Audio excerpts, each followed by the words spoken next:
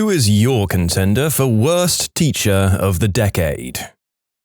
The biochemistry department at my college has notoriously bad professors. I had one who in the past years made a mistake grading an exam, giving some people points for wrong answers and marking down correct answers. But they refused to regrade them.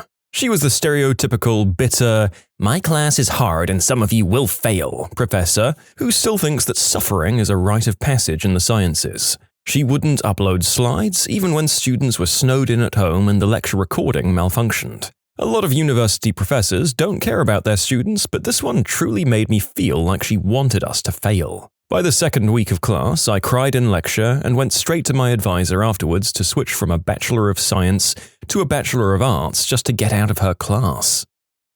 Third grade teacher. She had her teacher's pet that could do no wrong. One day, her pet got a low score on her test and began crying. To make her feel better, she points to the worst student in the class that probably had an undiagnosed learning disability and says in front of the whole class, "Don't worry, you could be like her and have an F carved into your report card." In 5th grade, she yelled at me for using a mechanical pencil instead of wood on a page she would never read. Oh, Mrs. Davis in 1st grade. One time I had a messy desk. You remember those ones with the top that flipped up so you could store your books and stuff inside? She picked up the desk and literally dumped all of my books and school supplies onto me and made me clean it up off the floor while the rest of the class watched. Of course, I started crying. What kind of sadist does that to a frickin' 6-year-old?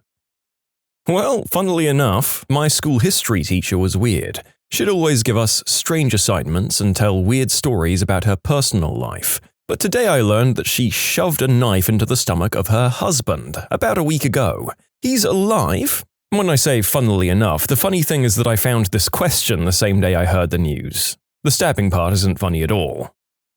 A college business statistics professor who only talked about how rich he was from learning statistics and how he had a Porsche with a radar detector in the front and back. I failed that class. The next professor was so much better and I actually learned from her and passed. We had a professor who was similar. He'd always talk about how successful he was. Once he claimed that instead of sending a CV for a job application, he just sent a picture and got the job because he thought outside the box. I had a similar professor too. He'd always talk about how many Fortune 500 companies he'd worked at in the past 10 years. All I could think was, man, this guy cannot keep down a job. I do think it's unfair when other professionals accuse teachers or lecturers of being people who couldn't make it in their desired field. Loads of teachers just genuinely thrive in academia and enjoy educating. But I'll reluctantly admit that they may have a point in 1 or 2 cases like the above one. Imagine blowing through all of those jobs and then just getting a job where you waste everyone's time bragging about your, quote, achievements.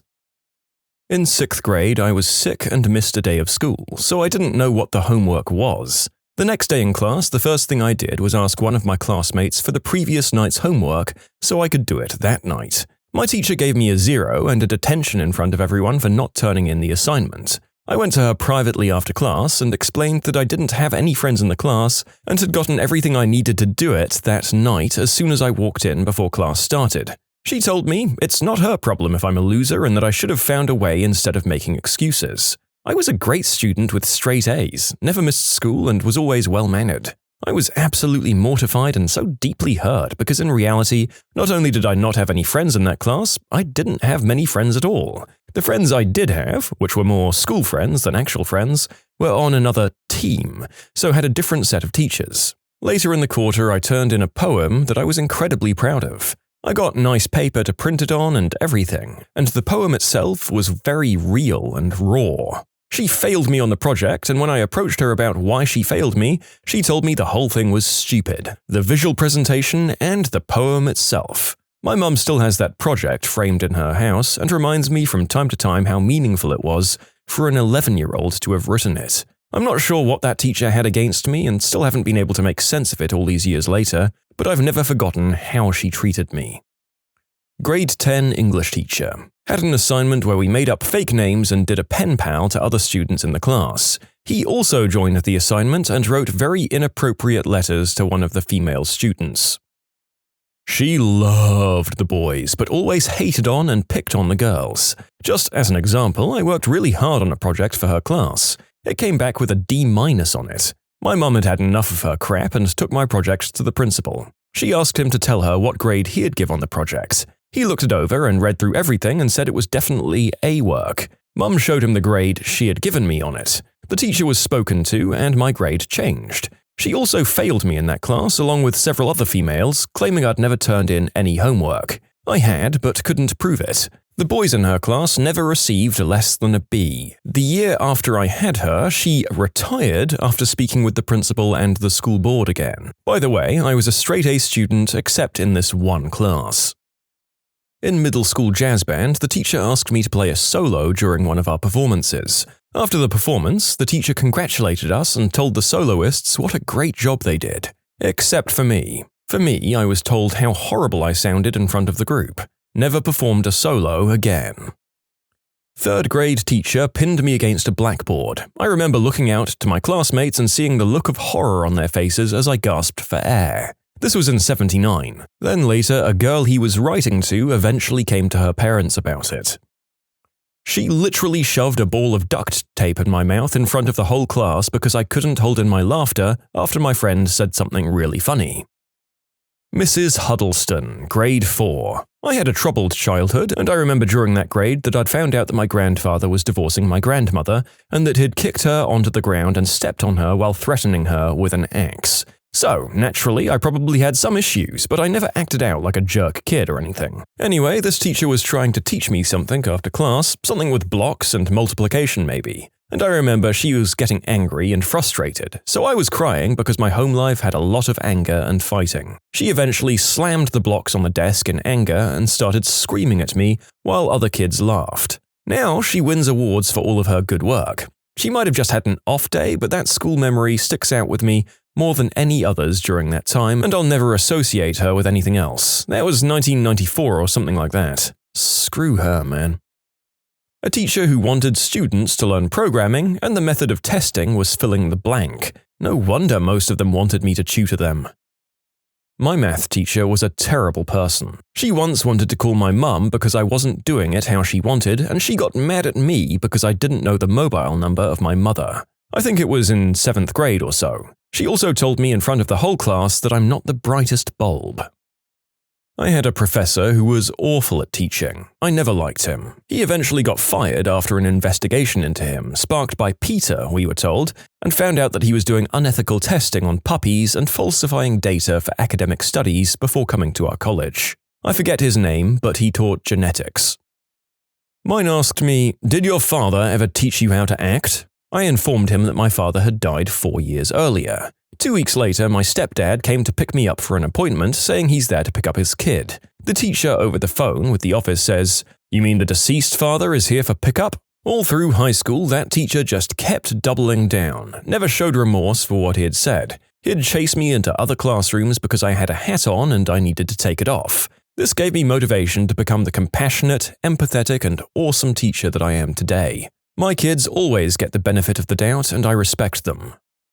I had a college professor who favored the boys blatantly. When a girl asked a question, she'd always belittle us or ask the questioner why they hadn't read the assignment. If a boy student asked the same question, suddenly it was, "Oh, good question. Let's explore that." She couldn't explain concepts well at all. We destroyed her on the end of course review after finding out she was seeking tenure. Seeking tenure pro tip: don't alienate 50% of the student body like an idiot. Solid career advice for any aspiring educators out there. If all the people you find yourself criticizing heaviest are of a particular gender, race, or genetic factor, maybe you're a jerk and you're digging yourself into a real deep hole that you deserve not to climb out of.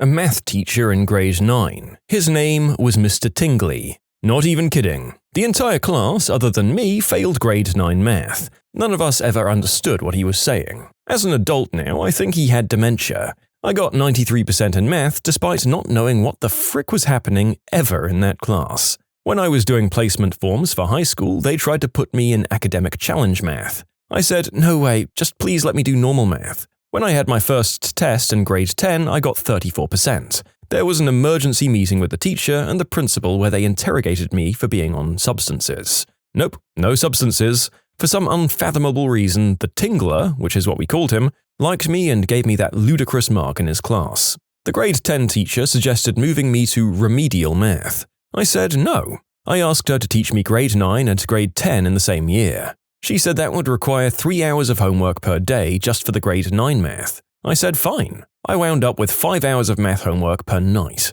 I literally spent a year doing homework until 1 a.m. and getting only 4.5 hours sleep per night to catch up. Ugh. Finished out the year with 85% in Math 10, the normal matriculation math. You can submit your own stories to be featured here on the channel. The story submission link is in the description below, and if you want to listen to some vibey music in the background, check out easymode, also linked below, and subscribe. We had a weird, creepy teacher for my 6th grade language arts class who was mentally insane. Mr. S immediately established himself as the de facto cool teacher of the school. In fact, as a teacher, he was quite generous to all the boys in the class who went along with his antics. I was not one of those. We had several books we had to read, and as the year progressed, we were woefully behind on every single one of them, meaning that we were going to be unprepared for the standardized tests the district did at the end of the year, and rumors abounded that if we got low scores, we had to take remedial classes. I protested, and nobody cared. I started to suspect that he was messed up in the head when he started making off comments to other male students, and when he started to refer to the narrator of an audiobook we were listening to as his best friend. I read a lot and listened to many audiobook tapes, and I knew that the man was a renowned and respected voiceover artist, so I started having my doubts about Mr. S. One day in November, I came in on a Monday morning and the principal was in the class, and we were advised that Mr. S had gotten into trouble, had been fired, and would not be returning. The teachers refused to tell us anything more. Rumors swirled, but then died away. Luckily for me, my mother was in the school district. One day in 9th grade, I attended a social function and I asked a teacher about Mr. S. Apparently, he had been grooming some kids he liked and invited them over, where he gave them booze and put on some adult films. Thank God when he tried to go further, everybody freaked out and scrammed. He was promptly arrested the next day on his way into work. They found all sorts of unsavory stuff at his place. Oh, the agony of choice. Either the high school math teacher who pushed her students so hard and gave a punishing amount of homework and did very little teaching. She drove one of her students into a pretty dark place because she put so much pressure on his life, and he disappeared after a while. She shrugged it off and continues in her position to this day. Or the community college teacher who locked the doors so students couldn't get in or out of her classroom. A student told her that's illegal and at the very least she's breaking the fire code. She said, "If you have a complaint, go to the office and file one. If enough students complain, a committee might look at it. If they do, a ruling is still months away, and as a tenured professor and personally friends with many people on that committee, I can tell you nothing will come of it." All she did is try and sell us some self-published books that she wrote. And yes, she changed the date and time of the final 4 times. Mrs. Livesey. Her name spelled backwards is Yes Evil. He repeatedly tried to get female students' phone numbers and kept a poster of Britney Spears in his room. He was incredibly creepy. I was a nerdy student who was known to be liked by all teachers and students. This one art teacher decided she didn't like me and kept telling me that my artwork was basically crap and I should redo it, and at the end of the year gave me a 4, which is the equivalent to a D. I was the only kid who got that grade. Even the kids who didn't turn in their work got C's or 3s. When a student came back from heart surgery, our teacher straight up didn't believe them. She humiliated me in front of all my classmates by pointing straight at me and saying I did bad on an exam. I was 9 years old, kinda why I have anxiety from school to this day.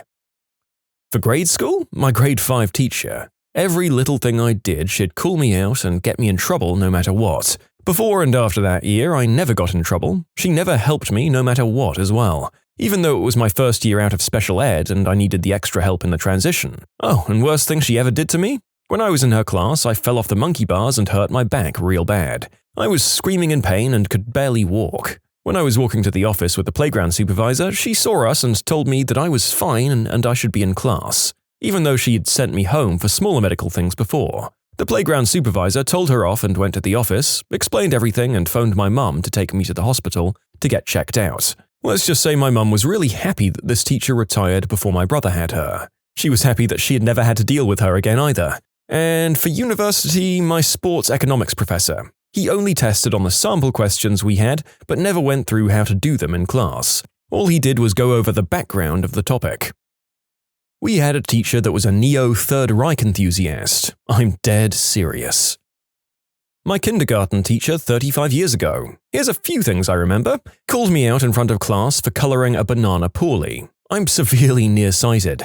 This happened approximately 6 months before my first pair of glasses. We had a nap rest time. The other class got to lay down on floor mats. We had to rest our head while sitting at a desk. No problem. However, she'd yell at anyone whose eyes were open. If you didn't have your eyes closed, you'd better not face her desk. SWATs were a thing back then for pretty mild behavior and/or not getting homework done. Forced everyone to take a tree's worth of worksheets on the last day of school to practice over the summer. They were just extra copies of what we'd already done, and everyone talked about how we were just going to throw them out as soon as we got home.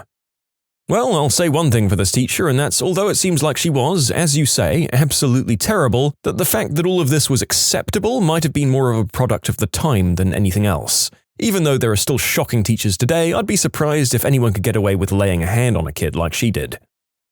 My junior kindergarten teacher was definitely a racist. I started school in 2002, so September 11th was still pretty fresh in our minds. Most of the students were non-white and immigrants, or the kids of immigrants, and most were Muslim. My junior kindergarten teacher happened to dislike those groups, so she took it out on her 4-year-old students. She did crap like changing our ethnic names to something more Anglo. My easy-to-spell, easy-to-pronounce 3-letter Hebrew name was changed to Aaron, for example. And she only called on white, non-immigrant Christian kids and made fun of kids who kept halal or kosher, yelled at me because I couldn't come to school on Yom Kippur, and talked smack about the hijabi mums to the few white, Christian, non-immigrant parents. Oh, not a teacher, but a guidance counselor I had when I was in my final year of school. They told me I would end up dead in a gutter in 20 years if I didn't go to university. My 3rd grade teacher bopped us in the head with a plastic wiffle bat when he didn't like our attitude or answers. Had to stop when he made a girl's head bleed. He hit her barrettes. For me, my grade 2 to 4 teacher. For some strange reason, the school kept her with us for 3 straight years. She was not a nice teacher and always had a frown on. The worst thing she ever did was the school had some kind of bike competition that we could sign up for. Nobody in my class signed up for it, so she kept us in the class away from the event. We could see the whole school watching the event through the window, and we were pretty mad. Had a teacher who would give me detention every week. Reasons included talking during a group project, not bringing pencils, having long hair, and calling him a B-word that rhymes with snitch. I had a Spanish teacher who got a job at another high school and decided to not give a darn for the last 5 months of the class. He'd sit at his desk and watch The Walking Dead. Sometimes he'd say something like, "Okay, class, today think about Spanish." He then gave us a challenging final exam over material he'd never taught us. My 11th grade history teacher said in front of the whole class that I didn't have the looks to be a meteorologist, which was my dream since I was 5. The class itself was a waste of time since nothing was actually graded, so no one even tried. And this was supposed to be an IBHL class, which is no joke. Since then, I graduated from the #1 meteorology program in the US and glowed up big time. Went from over 190 pounds in high school to 155, while he was fired for inappropriate conduct with kids. Needless to say, Mr. S can go F himself. Not the worst one, but weird. I went to a Christian school, so we had a religion teacher. It's like theology class, but it's just odd because Mrs. P will always spend the whole session talking about her life experiences. One time she talked about losing her V-plates, she had just got married, and how she bled and passed out on the bed after their first time, with full details and everything. I think everyone in class was horrified. Also, please note that life skills were taught much later due to our school being Christian. It was a hardcore school. An English teacher who basically just played songs in English to class and kept using her cell phone in a public school. It's not that she was a bad teacher, but just that she didn't know how to teach a fricking class. This was math. This was my junior year of high school. Very early in the year, all she'd do was give us worksheets, not really explain anything and just sit behind her desk. And I know students could go to her desk and ask for help, but in the same sense, you as the teacher should walk around and check on students to see if they need any help. And she just didn't do that. Literally all students in that class were talking about going to a different math class after the trimester was over. One day, she confronted us all and asked why we wanted to go to another math teacher's class. Where I'm going with this is that we basically had a long discussion on why we thought she was crap at teaching and what she could do better. She took our advice and started doing what we suggested. She's basically doing better than what she was at the beginning of the year. She's still not the best, but considering how she's teaching these days, it's a huge improvement. The last thing she did of this kind was not that long ago. She gave us 3 worksheets about baseball. We had to find the height of the home run walls, how fast the ball was going after being hit and stuff like that, and we as the class would have asked her, but she said we couldn't ask any questions and we needed to figure it out ourselves. I literally went to my sophomore math teacher for help. He helped me with the first page and said the other 2 were impossible to figure out using math and that we needed to use physics. All the kids were struggling and basically did nothing as we didn't get taught this. We were just shown a video. Like I said, not the best and not the worst. She has her ups and downs, but as of late, she's been doing decently. In middle school, I was partially hospitalized due to some issues I had over the summer. When I went back to school, it was only for half days. I was in advanced classes and most of my teachers chipped in to help since I wasn't completely going to class.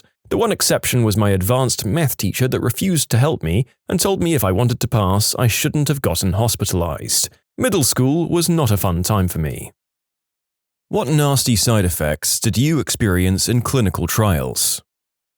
Phase 1 clinical trial for skin cream designed for emergency burn care. Half the participants, myself not included, started sloughing off sheets of skin like lepers. For the ones affected, their bed sheets or pajamas would pull away the top layer of their arm or leg.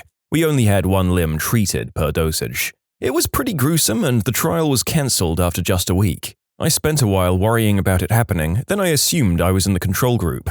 Turns out, I wasn't in the control group, but what the cream was doing was making the skin ultra-sensitive to sunlight. Since I worked indoors and had just discovered Team Fortress 2, I didn't get enough sunlight to trigger the side effect. Gaming saves lives, people. Cal GB 10801. Did a number on my liver, but I don't have leukemia now, so I'll take it. I didn't get paid, but I got to live through for what many is a terminal diagnosis, so I figured that was payment enough.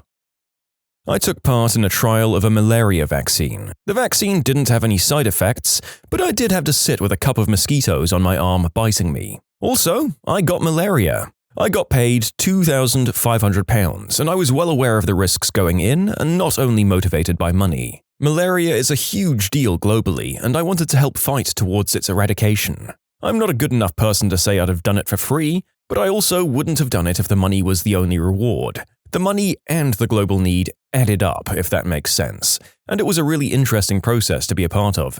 As a scientist in a field pretty far removed from medicine, physics by the way, malaria is still a huge killer, but there's a much better way to help with the issue than the one I went for while at university: give to an effective charity. In fact, in terms of lives saved per dollar donated, giving to the AMF is about the best thing you can possibly do with your money. I've done far more good in the last few years by donating to them than I did by taking part in the trial. It's less interesting and far less cool, but it doesn't come with malaria. Malaria freaking sucks, but it's completely curable. I was blood tested every day after exposure, and as soon as they found signs of the parasite in my blood, they pumped me full of treatment, some synthetic quinine or something similar, according to the docs. The malaria I got was a lab strain with no resistance to the treatment, and it took about 5 days for me to feel better. Those 5 days were absolutely awful. I'm guessing that a lot of you believe that malaria stays with you for life, and there's some truth to that. Some types of malaria, the less deadly kinds as it happens, can appear to be treated. The person gets better, no parasites in the blood,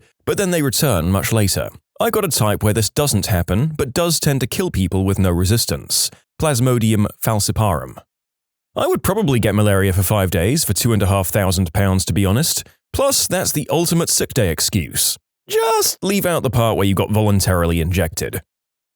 When I was in grad school, I volunteered to be in an experiment in the dental school. I needed to get a wisdom tooth out, and the deal was that they would test out a new filling material, and at the end, they got to keep the tooth and I would get $300 and free dental work. After the first week, it started to hurt. After the second week, the dentists were saying to take more than a double dose of ibuprofen, and keep taking more unless my ears started ringing. By the time 3 weeks were up, there were moments where I had to sit down from the pain. 6 months after they removed the tooth, I was back in for a checkup.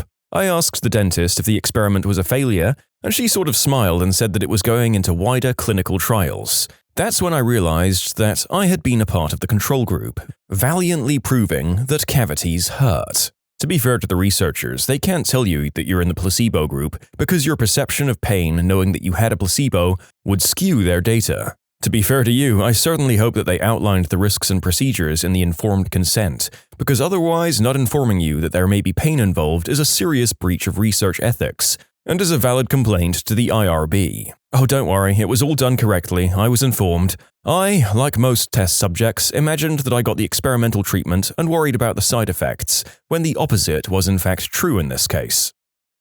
One of my friends went in for a research study. He got paid $4,500 to try out a new med for an issue he was having. I think it was an insomnia treatment, I'll have to ask him. Anyways, now he sweats 100% of the time and has to drink over a gallon of water a day to remain reasonably hydrated. Not worth it in my opinion. Hyperhidrosis, poor guy.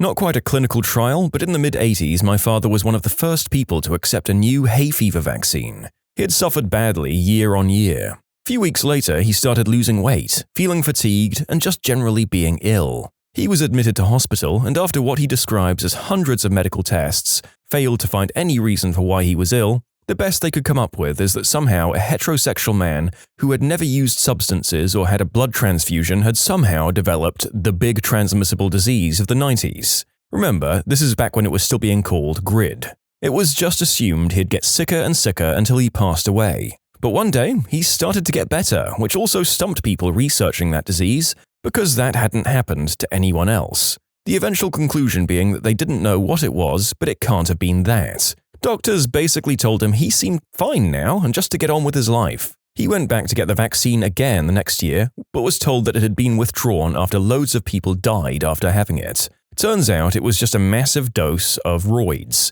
It trashed the immune system and people couldn't fight off common illnesses. Hard to prove in retrospect, but it's assumed he came close to joining the deceased.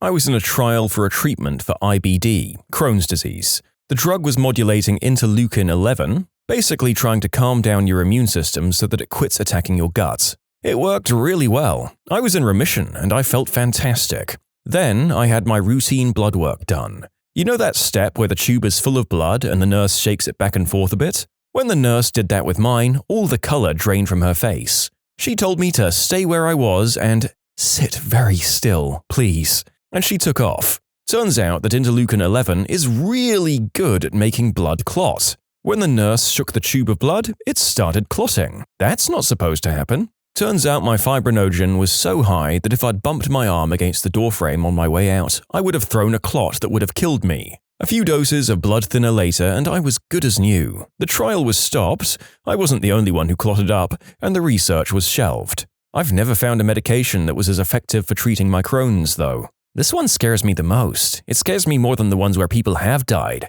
because you could have been killed at any point and just not known how it happened.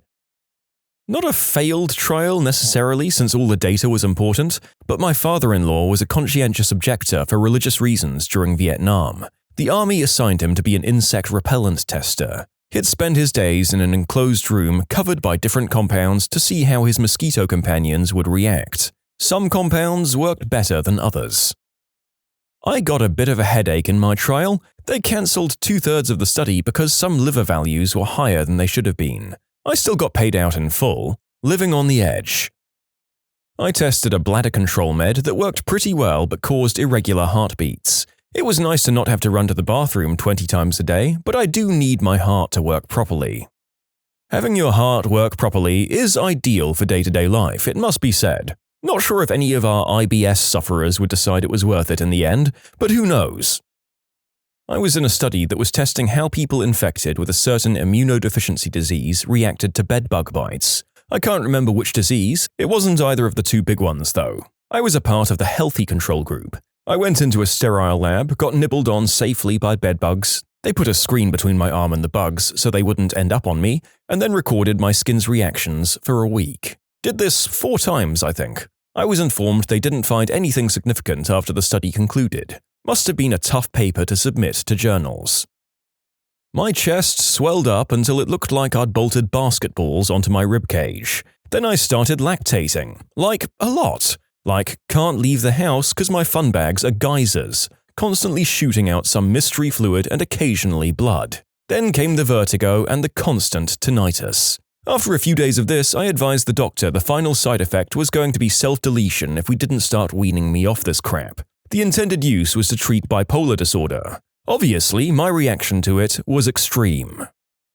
My parents own a research center. We've had a patient die before. The medication was in Phase 3. Phase 1 being the most dangerous, and patients stay at the research center, all the way to Phase 4, which is supposed to be the most safe. Every time a patient dies while they're in the research study, the pharmaceutical company must send out a safety letter, which is kept on site with all the names of patients who died and their believed cause of death. We don't know the exact cause of death since we're not able to obtain any information after, but it's safe to assume that it was the medication, as it had 4 patients total die. Not in our site, but around the world 4 total. Unfortunately, some patients don't even care what the side effects are and just care about the money they get paid. Some of those deaths may be because of misuse of the medication, but there's really no way to know if the patient took the medication in studies where the patient gets to take the medication home. Very new medication goes through Phase 1 research after they're tested on animals, where even the diet is controlled and extremely strict. I work in clinical trials. Most of our volunteers are students.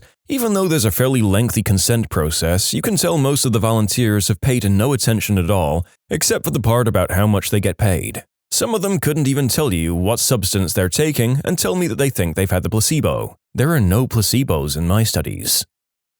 Chest cancer treatment. I've had 4 rounds of the typical hair falls out, makes you puke stage 4 chemo, then 4 rounds of Taxotere, a somewhat less debilitating chemo, plus the clinical trial substance Xeloda. The trial was approved for metastatic disease, which I didn't have. The Taxotere makes everything taste like soap. I couldn't stand to be in the same room with food. The Xeloda gives you killer diarrhea. I spent 12 weeks basically eating nothing. I called it the Procter & Gamble diet. I managed to choke down a chocolate milkshake once a day and had explosive diarrhea for hours after. I lost 50 pounds. Turns out the Xeloda had no effect on the cancer, but the Taxotere, the soapy one, worked fine. I'm 12 years out of treatment. You can submit your own stories to be featured here on the channel. The story submission link is in the description below. And if you want to listen to some vibey music in the background, check out easymode, also linked below, and subscribe. This is my line of work, clinical trial data, and one thing to keep in mind is that an adverse event is anything that happens during the trial, whether it's related or not. A guy gets headaches sometimes? Great! Every headache during his time in the trial is recorded as an AE and evaluated. And you might think, hey, I don't usually have heartburn or whatever, but I did just now and it's probably the medication. But the doctor decides that, and if there's any question, there are other docs and a safety panel who'll review it. I was on male hormonal birth control for years through clinicaltrials.gov. It was a huge success with minimal side effects, and I wish I could get back on it. The medication worked and was safe, but ultimately it hasn't been brought to the market because most men can't stand to inject themselves with an inch-long needle every week. Side effects were increased energy, fat loss, and an increased libido. Not a failed trial, but I signed up for a medical study where they had to remove a lymph node from my body. They were paying $300, so I figured what's the worst that could happen, right? Well, they didn't tell me that the lymph node was going to be taken from my bikini line by a 50-year-old surgeon who had to rub iodine all over my hoo-ha. He sewed it up a little bit funny, so I still have a huge scar and the wound was right where my leg bends, so I walked funny for like 3 weeks. If anyone asked why I was limping, I had to tell them about my poor disfigured vajayjay, and it was terrible. 3 out of 10, still got $300. I took part in a clinical trial for NASA where they paid me to essentially sleep for a month in one room. I couldn't go outside, couldn't leave the room, could play on my phone and go on the computer, but that was about it. I ended up sleeping probably 16 to 18 hours a day out of boredom.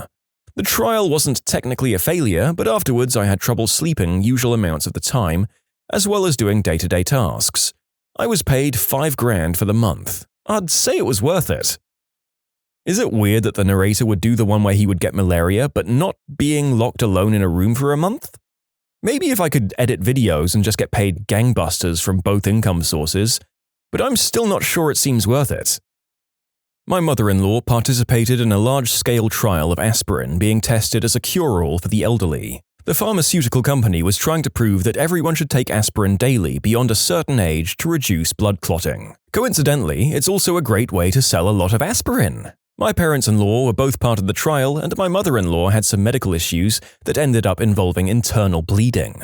If she hadn't been on aspirin, she would have been okay. But due to the blood-thinning aspect of the aspirin, the problem escalated badly and she ended up vomiting blood all over her hospital room and nearly died. It's hard to describe the feelings of horror and helplessness watching her vomiting blood on the floor while nurses rush into the room from everywhere, telling you to stand back and take emergency action to try to stop her from dying. One of the nurses later told us that we were extremely lucky that she lived. A few weeks after her near-death experience, a group of people from the pharmaceutical company showed up unannounced at their house and ever so gently pressured them into signing a waiver, withdrawing from the trial and saying they wouldn't sue. Being nice, trusting elderly people, they signed it. We later found out that the whole large-scale trial had been canned that same day. Since they got her agreement to withdraw, it won't be recorded in any official report that the trial nearly killed her, just that she withdrew from it. The whole thing really stank in my opinion. I imagine that they wanted to keep their options open to run more trials in the future, so they didn't want her negative results hanging over them.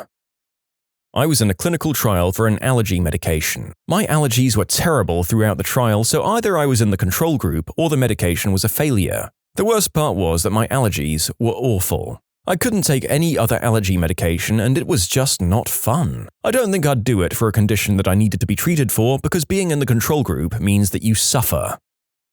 I did a clinical trial attempting to treat Crohn's with an antibiotic. It turned my number 2s, number 1s, and even my splooge bright yellow. I came to find out it was a dye they used in the placebo to make it match the real deal. I got preganinant, a trial for a non-hormonal birth control gel. First month, used it probably 3 or 4 times. Long-distance boyfriend, we only see each other on weekends, if that. Bam, I'm 11 weeks in. It's okay, it's unplanned. I thought about terminating, but we both wanted kids and we wanted to be together, so we decided to figure it out. We were both in graduate school, both graduating before the due date, so hopefully we'll be more financially secure when it gets here. The worst part was probably having to explain. I usually just say it was unplanned and people don't ask, but with my parents and close friends, I had to explain. I ended up just saying we were switching methods and things got messed up, which is the truth. I once attended a trial for some kind of antidepressant or anxiolytic. First they injected me with cholecystokinin to cause an anxiety attack, and I had to evaluate the severity. It was supposed to be maximum, 10 out of 10, but it wasn't for me, 6 out of 10. It made me realize that I'd had anxiety attacks before. I was evaluated as a healthy person, but it turned out I wasn't and in denial about my mental health. I didn't get taken to the next stage of the trial. Did a study for something that was supposed to be comparable to a NuvaRing. I was told that they had no real reason to think it wouldn't prevent pregnancy. It was more of a study to see how it eased period symptoms. They did suggest that I continue to use regular protection just in case. I wasn't worried about it, I'm not very fertile anyway, and getting paid to use free birth control sounded cool. I had the worst, heaviest, painful periods I've seen since before I started taking other birth control. But it was really only bad for 2 days a month, so I could live with it. It was supposed to be a 12-month study, but they cancelled it after about 7 months. 5 girls out of maybe 50 or so had gotten pregnant. The lady at the center said they'd all been very obese, and they figured that had something to do with why it was ineffective, and that I, a thin person, shouldn't be worried. I didn't get pregnant, but the fact that my period symptoms were so awful makes me think it probably wasn't working for me, and the fact that I didn't get pegante was just random. Honestly though, I'd do it all over again if I had the chance and just use rubber protection like normal. I got 2 free pap smears and a total of about $400. After doing a Google search and finding out what a NuvaRing is, how to insert said ring, and many graphic and comprehensive pictures of both the installation of said protection and how it works, we'll call today's video an educational experience for the narrator. See, I'd consider it a fail. However, the medicine they used has gone on to the next phase in being approved by the FDA. I was part of a trial where they were testing an extended pain relief injection, a mixture of Marcaine and bupivacaine, for a recovery after surgery to try and limit the amount of narcotics needed for pain relief. I received a bunionectomy and stayed with the clinic for 3 days while they monitored me by taking blood at regular intervals as well as vitals. I had the option for rescue meds if I needed them. The nurses in the clinic destroyed my hands and arms from not being able to properly withdraw blood, and they weren't the nicest people. After being discharged, I developed a very large blister on the top of my foot that was operated on, and I rapidly declined from there. I ended up having a hole on the top of my foot the size of a $50, which exposed the metatarsal and a joint on my big toe, which in turn exposed me to a host of different types of infection. I lost my job because of being extremely sick and had to have over 8 surgeries, 3 of which I woke up during. I had a wound vacuum for around 8 months and had to be in a hyperbaric chamber, 3 to 4 times a week. I had antibiotic-resistant infections, including a chronic bone infection, and also became dependent on painkillers. I couldn't walk for over a year and was almost hospitalized a few times. At one point, we were discussing possible amputation. I was severely depressed. I was one of 3 people who had this happen to them. I have permanent scars and deformations from what I went through. I'll never be the same again because of this. And none of what I experienced was listed in the informed consent that I signed. Was given Roaccutane back in the 90s when it was still being tried. Now they know that 2 out of every 100 teenagers successfully commits self-deletion, and I know why I've been living with a voice inside my head telling me to unalive myself ever since. I was in a trial where they were testing a new instrument to intubate people with. Somehow it got stuck in my throat and I was choking bad as the anesthesia kicked in and I lost consciousness. It's a very strange feeling to be choking as you lose consciousness into the darkness. I thought maybe I was dying. It was traumatic and my throat was very sore for a week after that. I know it was a trial and I signed up for it, but the whole thing left a bad taste in my mouth. Seemed like amateur hour. Not as severe as the other people here, but I was in a study testing the benefits to asthma sufferers overall breathing from taking Allegra. It works okay on allergy symptoms, but didn't do squat for my lung capacity or the frequency of my asthma attacks. It was nice not to have the itchy eyes, though. Was in adult ADD trial to make Concerta being on adults with ADD. Every week, dosage increased. Eventually, dose went over 100 milligrams a day. I didn't sleep for what seemed like weeks and lost loads of weight. I really think they wanted to see how high they could take it. After a few weeks of that, I refused to be in the study if they raised it any more.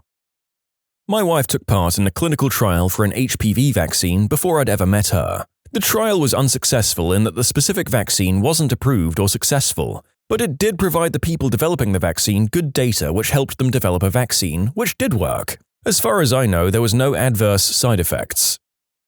I was the reason it failed. It was a very well put together psychology experiment in decision making.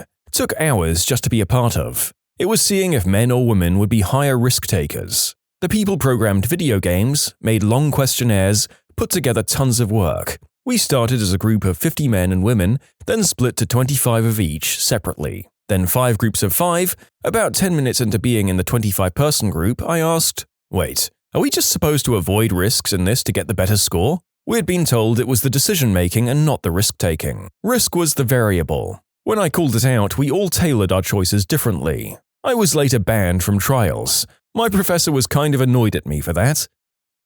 What do you swear you saw, but don't have any proof of? When I was 10, we had a 14-year-old German Shepherd who was getting very sick. I was home alone momentarily as my mum went to the neighbors to pick up a book or something. Our German Shepherd came over, convinced me to walk outside with him, and started licking my hands. Looked at me and ran away jumping fences and never came back. He was so loyal and good to this day that no one believes me and thinks he was stolen because he would never leave. I'm almost certain that he did that because he didn't want us to see him die and wanted to go to the massive forest area and do his thing. I miss you, buddy. Those of you wondering why no one believes a kid on something that does happen a lot was that we lived in Iran at the time and the dogs, especially rare purebreds, were usually stolen, so my family thought it was a result of that. I've had glasses since the 3rd grade. I was playing tackle football with friends after school. I wasn't wearing the glasses and tackled one of my friends. Really big collision. And for a second I regained full eyesight. Then I blinked and it was gone again. My sister and I both had this before. It's often unprovoked and a rare occurrence. We just blink and wham, our vision is 20/20 for a second. Then we blink too soon and it's over. I remember grocery shopping with my mother once when I was about 13 and I blinked and suddenly had perfect vision. I saw everything clearly and could read all of the labeled sections in the back. I then blinked again and everything was blurry. I was amazed and also extremely disappointed that it disappeared so quickly. I'd just applied to a job at a gas station on a major interstate route in the US, and I was leaving the lobby of the rest area building. When I pushed the door open and walked out, I saw a seagull take flight from the top of a lamppost on the far side of the parking lot, which was shaped like a rectangle, with the building at one of the skinny ends. The only reason it caught my eye was because the parking lot was empty, save one or two cars besides mine, and it was like pushing the door open also pushed a button to trigger the bird to take off, and the timing was perfect. So I'm walking down the sidewalk and I'm watching the seagull fly in my general direction following the edge of the lot, when it gets to the corner and turns so it's going to fly directly over me. I think to myself, no way. And sure as crap, I see the seagull drop one in midair just before it gets to me. It's flying a good 20-ish feet in the air, so I simply sidestep and watch as this giant blob of bird crap splats down onto the ground, directly where I was. So the seagull saw me walk out the door and instantly decided it was going to try to crap on me. I mean, I think by the laws of comedy, the interview should have gone really well, and you just had to think to yourself, nothing could crap on this day, as you entered the lot, although, admittedly, it would have been more fitting if the projectile had actually hit you.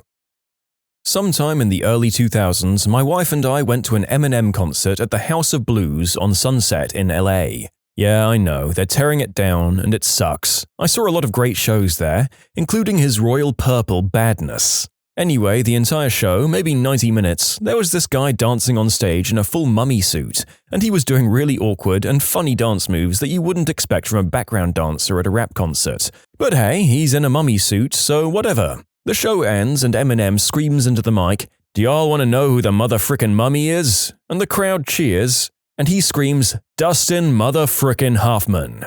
And he pulls a zipper at the back of the costume, and out comes an extremely sweaty, 60-something-year-old Dustin Hoffman, and the crowd goes into a stunned silence for a few seconds and then erupts in cheers. My wife and I just kinda looked at each other in disbelief, and when I tell people that, they always say something like, "Oh, it must have just been someone they found who looked like him." But that guy was Dustin mother-frickin' Hoffman, and no, I have no proof.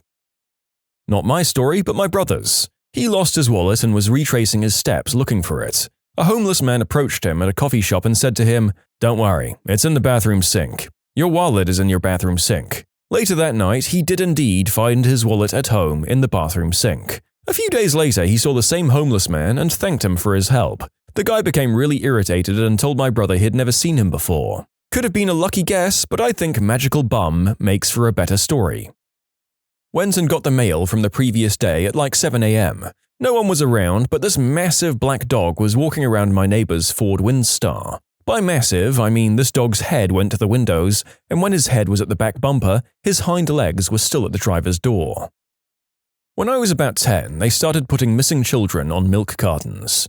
Every morning for a while, I was looking at this boy's face on the side of the milk while I would eat my cereal. Then one day a car went down my street while I was playing outside, and there was a boy in the back seat with his face up close to the window looking out. I'm 99% sure it was the boy from the milk carton. I told my parents, but they didn't believe me. Something similar happened to me. I was 5 to 6 and playing outside with other kids. All of a sudden, these two cars stop by a sidewalk. They grab a girl on a tricycle and speed off. Only her bike was left. We ran to my mom to tell her someone got kidnapped. She was cooking, somewhat listened, nodded her head, and smiled. "Oh, really?" And that was that. I think about it often. Never heard anything afterwards. That's why I've been wondering whether this was real or just my imagination. On the other hand, other kids were with me and they all saw it. I was at the Shed Aquarium in Chicago. I walked up to the cuttlefish tank and for some reason all 20 or so of the cuttlefish rushed over to me. It was a big tank, maybe 10 feet long. I walked the length of it and they followed me. I walked back, they followed. A few other people saw and tried it themselves. But alas, the cuttlefish only had eyes for me. My best guess as to the cause was the guy who feeds them is my doppelganger. When I was about 10 years old, I saw my old dog catch a crow out of the air and then just gently release it. Ball lightning. It was right after a thunderstorm passed by. I could see floating orbs in the sky. There were a couple of cars parked by an open field and people were watching this happen, so I parked and got out to join them. We all sort of just looked on in silence until they winked out one by one. There were at least 10 of them and they seemed to fly together in patterns. Sometimes they were fast, other times they slowed down or reversed directions. They seemed small, But I could tell this wasn't because they were far up in the sky. If I were to guess, they'd be about the size of a basketball, maybe a little larger. The whole ordeal lasted about 30 minutes. We then all got in our cars and left. I tried taking pictures, but it was dark and the lights were too faint to make out. I should have recorded a video instead. I noticed someone was recording them at the scene, so I'd kind of hoped to see it online at some point. But it's been 2 years now, so I guess not. One day, I was looking out of the window of my office and 4 semi-trucks drove past, one after the other. They were, in order, Costco, Costco, Cisco, and Cisco with an SY. Half the people I mentioned to don't care, and the other half don't believe me. Those guys definitely collaborated to mess with people, and I'm here for it. Was there maybe a nearby mega mall with all 4 of those department stores in it that the trucks were heading towards? Awesome. A chameleon escaped from my bag when my friend was giving it to me, and it leapt into a big pile of snow. I looked around for it for a while, but I couldn't find it, so I gave up. Several weeks later, the snow all melted and I was out there and found the lizard guy partially frozen to the ground. I peeled him off and put him in one of those little plastic tanks and set it by the radiator in my house. Within an hour or so, the lizard was hopping around the cage like nothing ever happened. It lived for several years after that and was known to my friend and I as Jesus the Resurrection Lizard. I'm sure there's some scientific explanation to this, like the lizard went into suspended animation or something, which is weird because I've heard chameleons are quite sensitive to temperature, but that being said, this is just bonkers.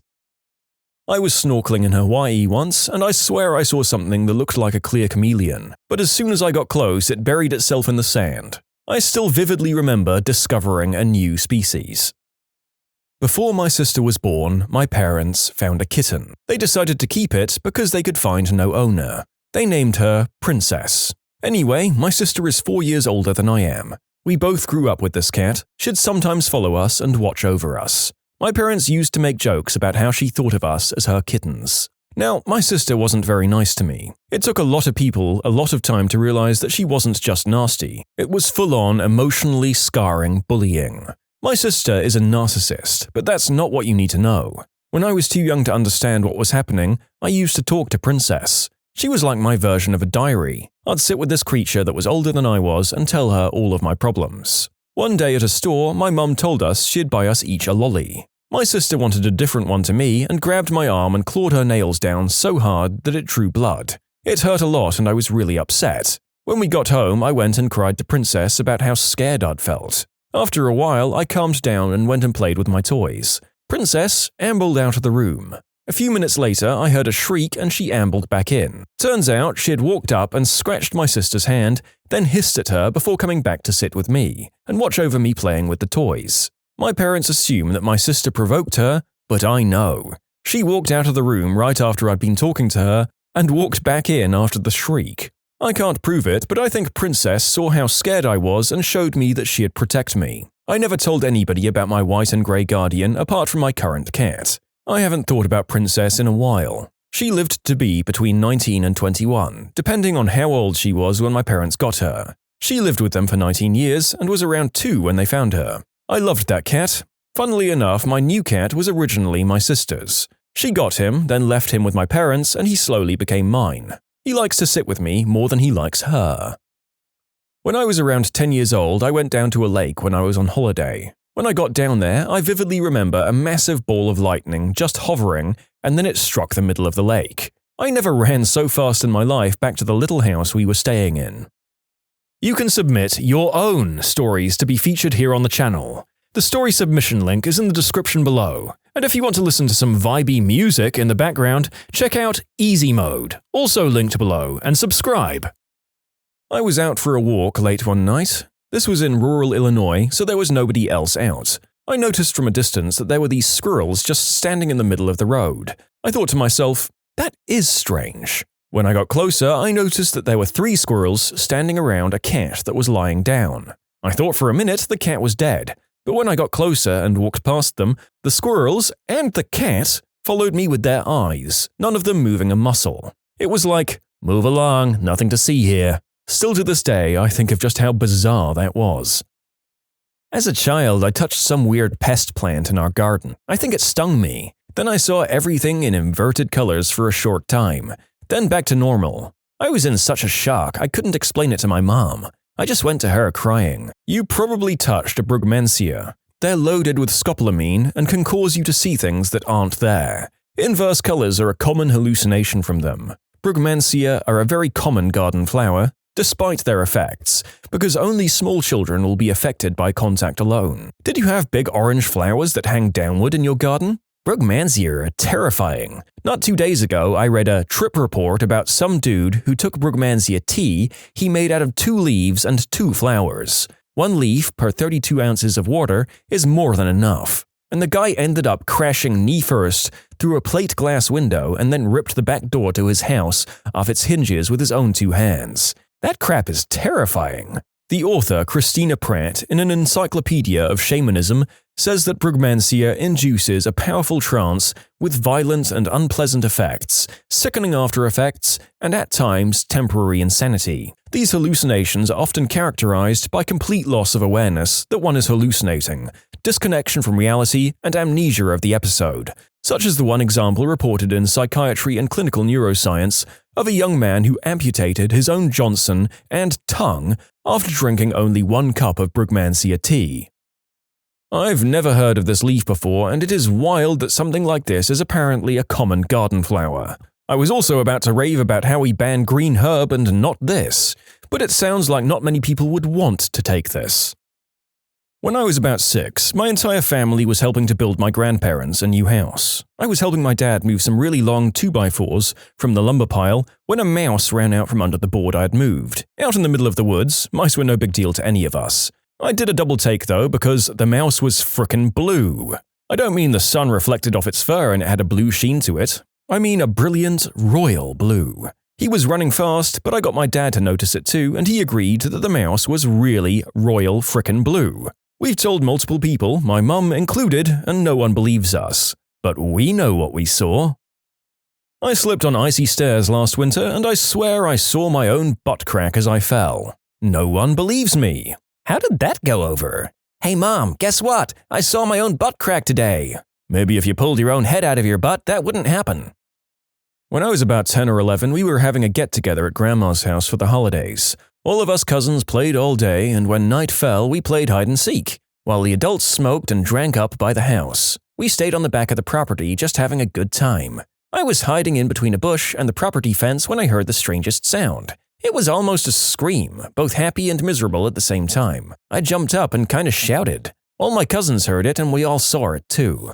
It was an animal on 2 legs, and it ran off with really jerky motions. Being the oldest by about 3 years, I calmed down the crying little ones and explained as best as I could that it was just someone trying to scare us. I've had nightmares about that sound. In my mind, it sounds like a grotesque mimicry of our joyous screams and laughter as we played. None of my cousins today will admit to even remembering the incident, although the adults remembered the commotion it caused. I've seen the dogman too. Holy crap, I came here to write about it and I saw your story. I was camping in Michigan's Upper Peninsula, at J.W. Wells State Park. It was late, around midnight. Us kids were in a giant tent, there were 9 of us. Adults drinking at the campfire. Suddenly, there were headlights shining into our camp. A ranger pulled up and rushed over to speak to the adults in whispered, frantic tones. Not 2 minutes later, our parents were scrambling to get us out of the tent. We all piled into the van, scared. My mum explains that there are a family of wolverines in the campground that are aggravated over something, so the rangers want everyone in the vehicles. We're giggling and screwing around in the van for an hour when we hear this bone-chilling cackle like a scream.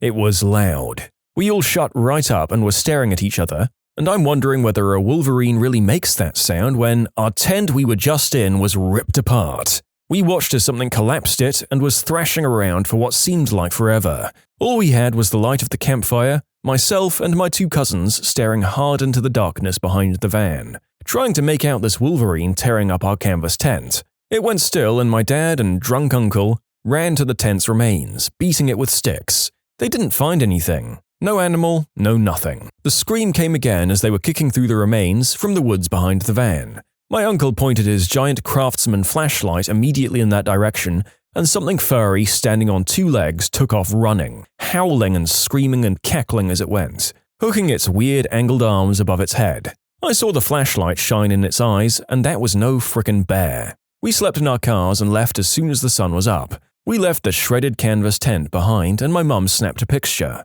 I'll ask her for it next time I talk to her if anyone's interested. The ranger refunded our week plus the night we stayed and gave us a truck bed full of firewood. I think the adults knew it wasn't Wolverines.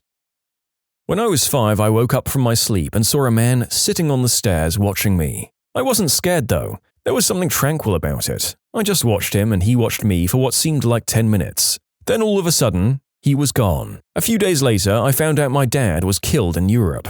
I live in Canada and my parents were separated. There's pictures of me with him when I was just born, but he left shortly after that. To this day, that's the only memory I have of my dad, a ghost watching over me. I don't believe in ghosts, but I know what I saw. I've never told anyone before except my mum.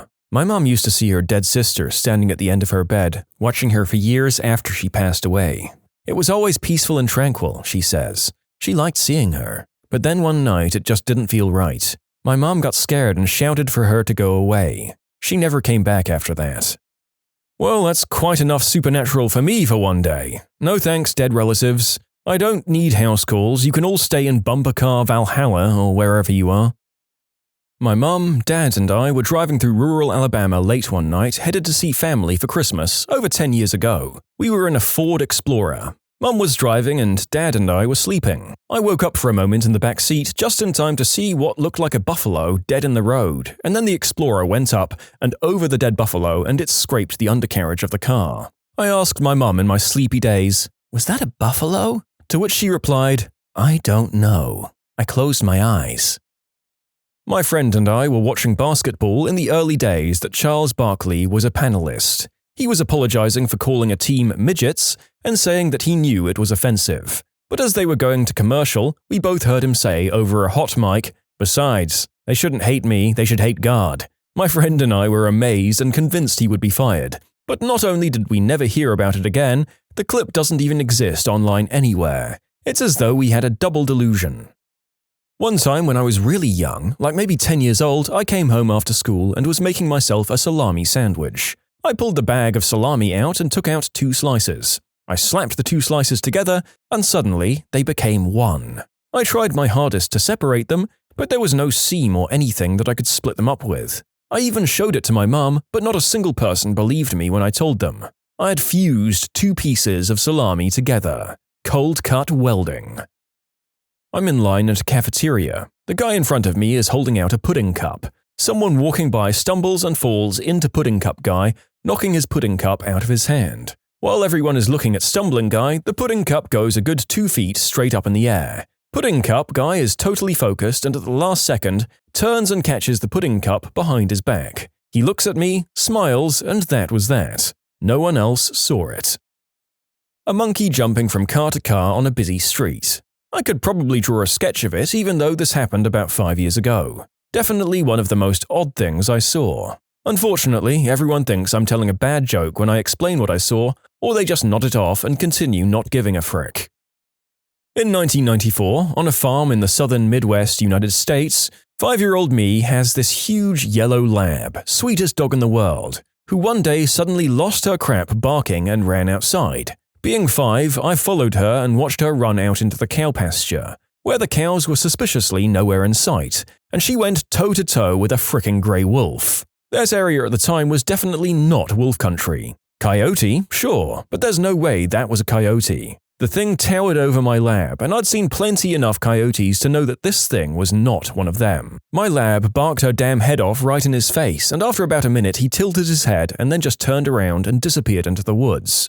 Found all the cows at the opposite end of the pasture circled around the 2 calves we had. They were never terrified of coyotes and they had no fear of domestic dogs. The Labrador literally climbed over them when they laid down and would tug on their tails. The cows gave no fricks. I'll go to my damn grave saying it was a wolf I saw, but nobody believes me, of course.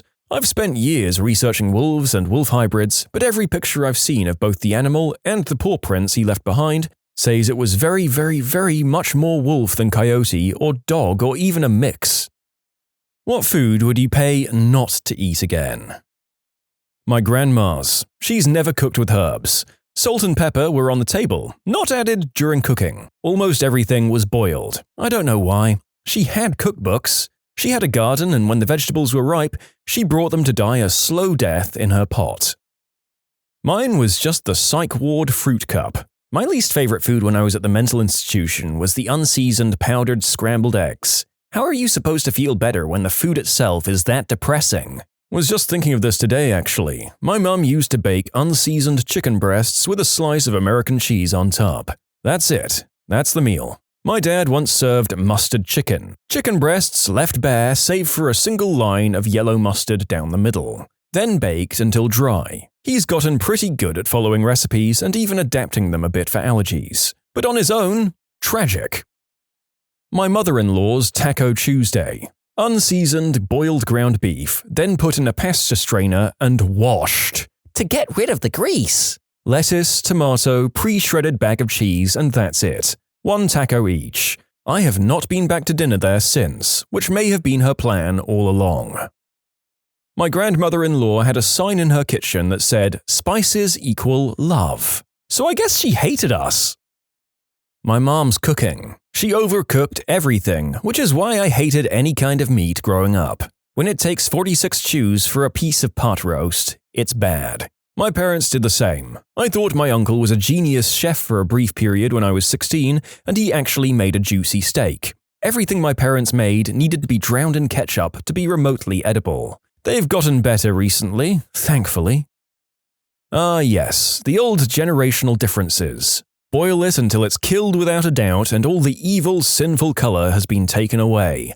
That'll make the kids grow up thin and godly. Ramen with hot dogs. Friend's mum used to make it for us when we were there. She threw the sauce packet away and drained all water. It was like eating paste with a cut-up hot dog. That's so weird because for like 50 cents more you can have mac and cheese and hot dogs, which is a masterpiece of sketchy materials. That's why I think she was soulless. Like the food. I mean, why deny us the flavor packet?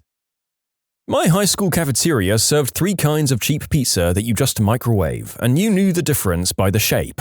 Triangle pizza was a stuffed crust pizza. It was usually good for the crust, but it was a little greasy. Circle pizza was awesome as far as I was concerned. The pepperoni was diced, and I could eat 4 of those things if they let me. But the square pizza tasted like sadness. Like the crushing reality of our impending adulthood. I recently found a pizza that tastes exactly like it. It costs 84 cents. It tasted like the feeling of a sad apartment with only a milk crate and a pillow for furniture. Boiled, unseasoned rutabaga. Tastes like 16th century serfdom, winter, and desperation. A friend of mine invited my partner and I over for dinner. We knew we were both originally from the South and had been living in the Midwest for many years. I can only assume she Googled Southern food recipes because she made us chicken and dumplings, which is a food we both enjoy. We sat down to eat and I asked for some pepper. She had to go get some out of her roommate's spice cabinet and brought the salt too. Because she didn't want to overseason the food, she just didn't put any in while cooking. She ate hers with no seasoning. We asked her later and she just never uses spices or salt when cooking. Wasn't a bad meal, it was a bad situation. I was 20 and stupid. I flew to Denver to meet my internet boyfriend. It was my first relationship and I was so excited. Long story short, I discovered he'd lied about many things and started to question him. And he dumped me. I was alone in a huge city I wasn't familiar with, heartbroken and scared, and hungry. So I went across the street to a family restaurant, only place with food within walking distance, and said, "Just one." I could tell the hostess felt bad for me. Ordered the most expensive thing on the menu, orange roughy, and my favorite dessert, bread pudding. I just couldn't enjoy it. I cried through it while all the families and couples stared at me. Tolerex, the hypoallergenic meal replacement formula that hospitals use for tube feeding patients. I've been getting most of my day's calories from this compost-adjacent slime smoothie for a few months now. I'm not quite ready to hurl it all out the window while screaming, mostly because I don't want to starve. But damn, there are days. Met a beautiful city boy who said he doesn't bring ladies home to meet his parents until it's official. Spent the summer in the garden and finally at harvest time he invited me home to meet his folks at a barbecue. I asked what I could bring, they said veggie sides. I brought some freshly picked corn, peas, and carrots from the garden, hoping I could roast the corn on the grill and maybe maple glaze the carrots, gifting the unshelled peas to his mum. This Britia bee kicked me out of the kitchen to fetch the boys a beer, then boiled the lot of it to within an inch of its life. The batty woman scraped the corn off the cob and served a boiled corn-carrot-pea mash without salt and told everyone it was my contribution. Ouch. Okay, that sounds like actual sabotage. I had an upper GI test where I had to drink a radioactive smoothie which was like fruit-flavored and chalky and thick. I wasn't digesting it fast enough for the test, so they gave me a second one, which they wanted me to drink fast. I was having trouble doing that, and it devolved to the doctor basically chanting, "Chug, chug, chug," while I cry-gagged the thing down. My friend's mum would make boiled noodles with watered-down ketchup as the marinara sauce. Even as a kid, I knew there was something seriously wrong with that combo. My grandma's turkey sandwiches. There was nothing wrong with the taste, they tasted fine, if a bit off. 2 turkey slices with lettuce, cheese, and ketchup. We'd always eat them when we visited them in Vegas, but we also always kept throwing up or felt sick the day after or at the airport. My mum and dad would chalk it up to eating a little bit too much candy because my mum would always get us some when we departed to keep us busy or to have a snack. But when I threw up by the pool with no candy chunks to speak of, like the rest of the time, my parents started to get a bit suspicious, so they asked her. She had been using expired turkeys. A bit of context. A long time ago, like a long time ago in a galaxy far, far away, my dad used to work at a deli, and the deli was holding a sale for turkeys. My dad bought 13 for a joke gift for my grandma on her birthday. Turns out she had been using these turkeys for the sandwiches for over 20 years. And one time at dinner, my dad said she had just run out in 2017, so yeah, no wonder me and my siblings kept throwing up. We even gave the occasion a name, the Sick Day in Vegas.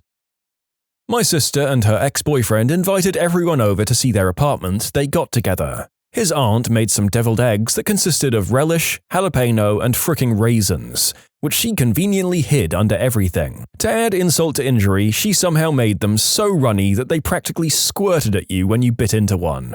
I grabbed one thinking it was a regular deviled egg, and almost immediately it made me sick. I've never eaten another deviled egg since then.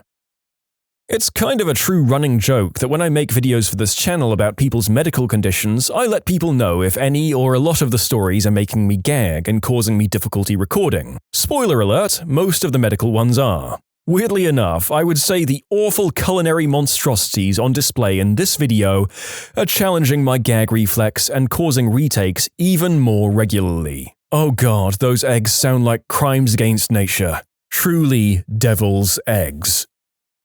A burnt lasagna from Wegmans that a former boss deemed fitting for a company Christmas party. It was made by strangers' hands and served by an emotionally hollow jerk to people he viewed to be as interchangeable as the parts on the machines we were hired to repair. It was the most evil lasagna that I'd ever sunk a fork into.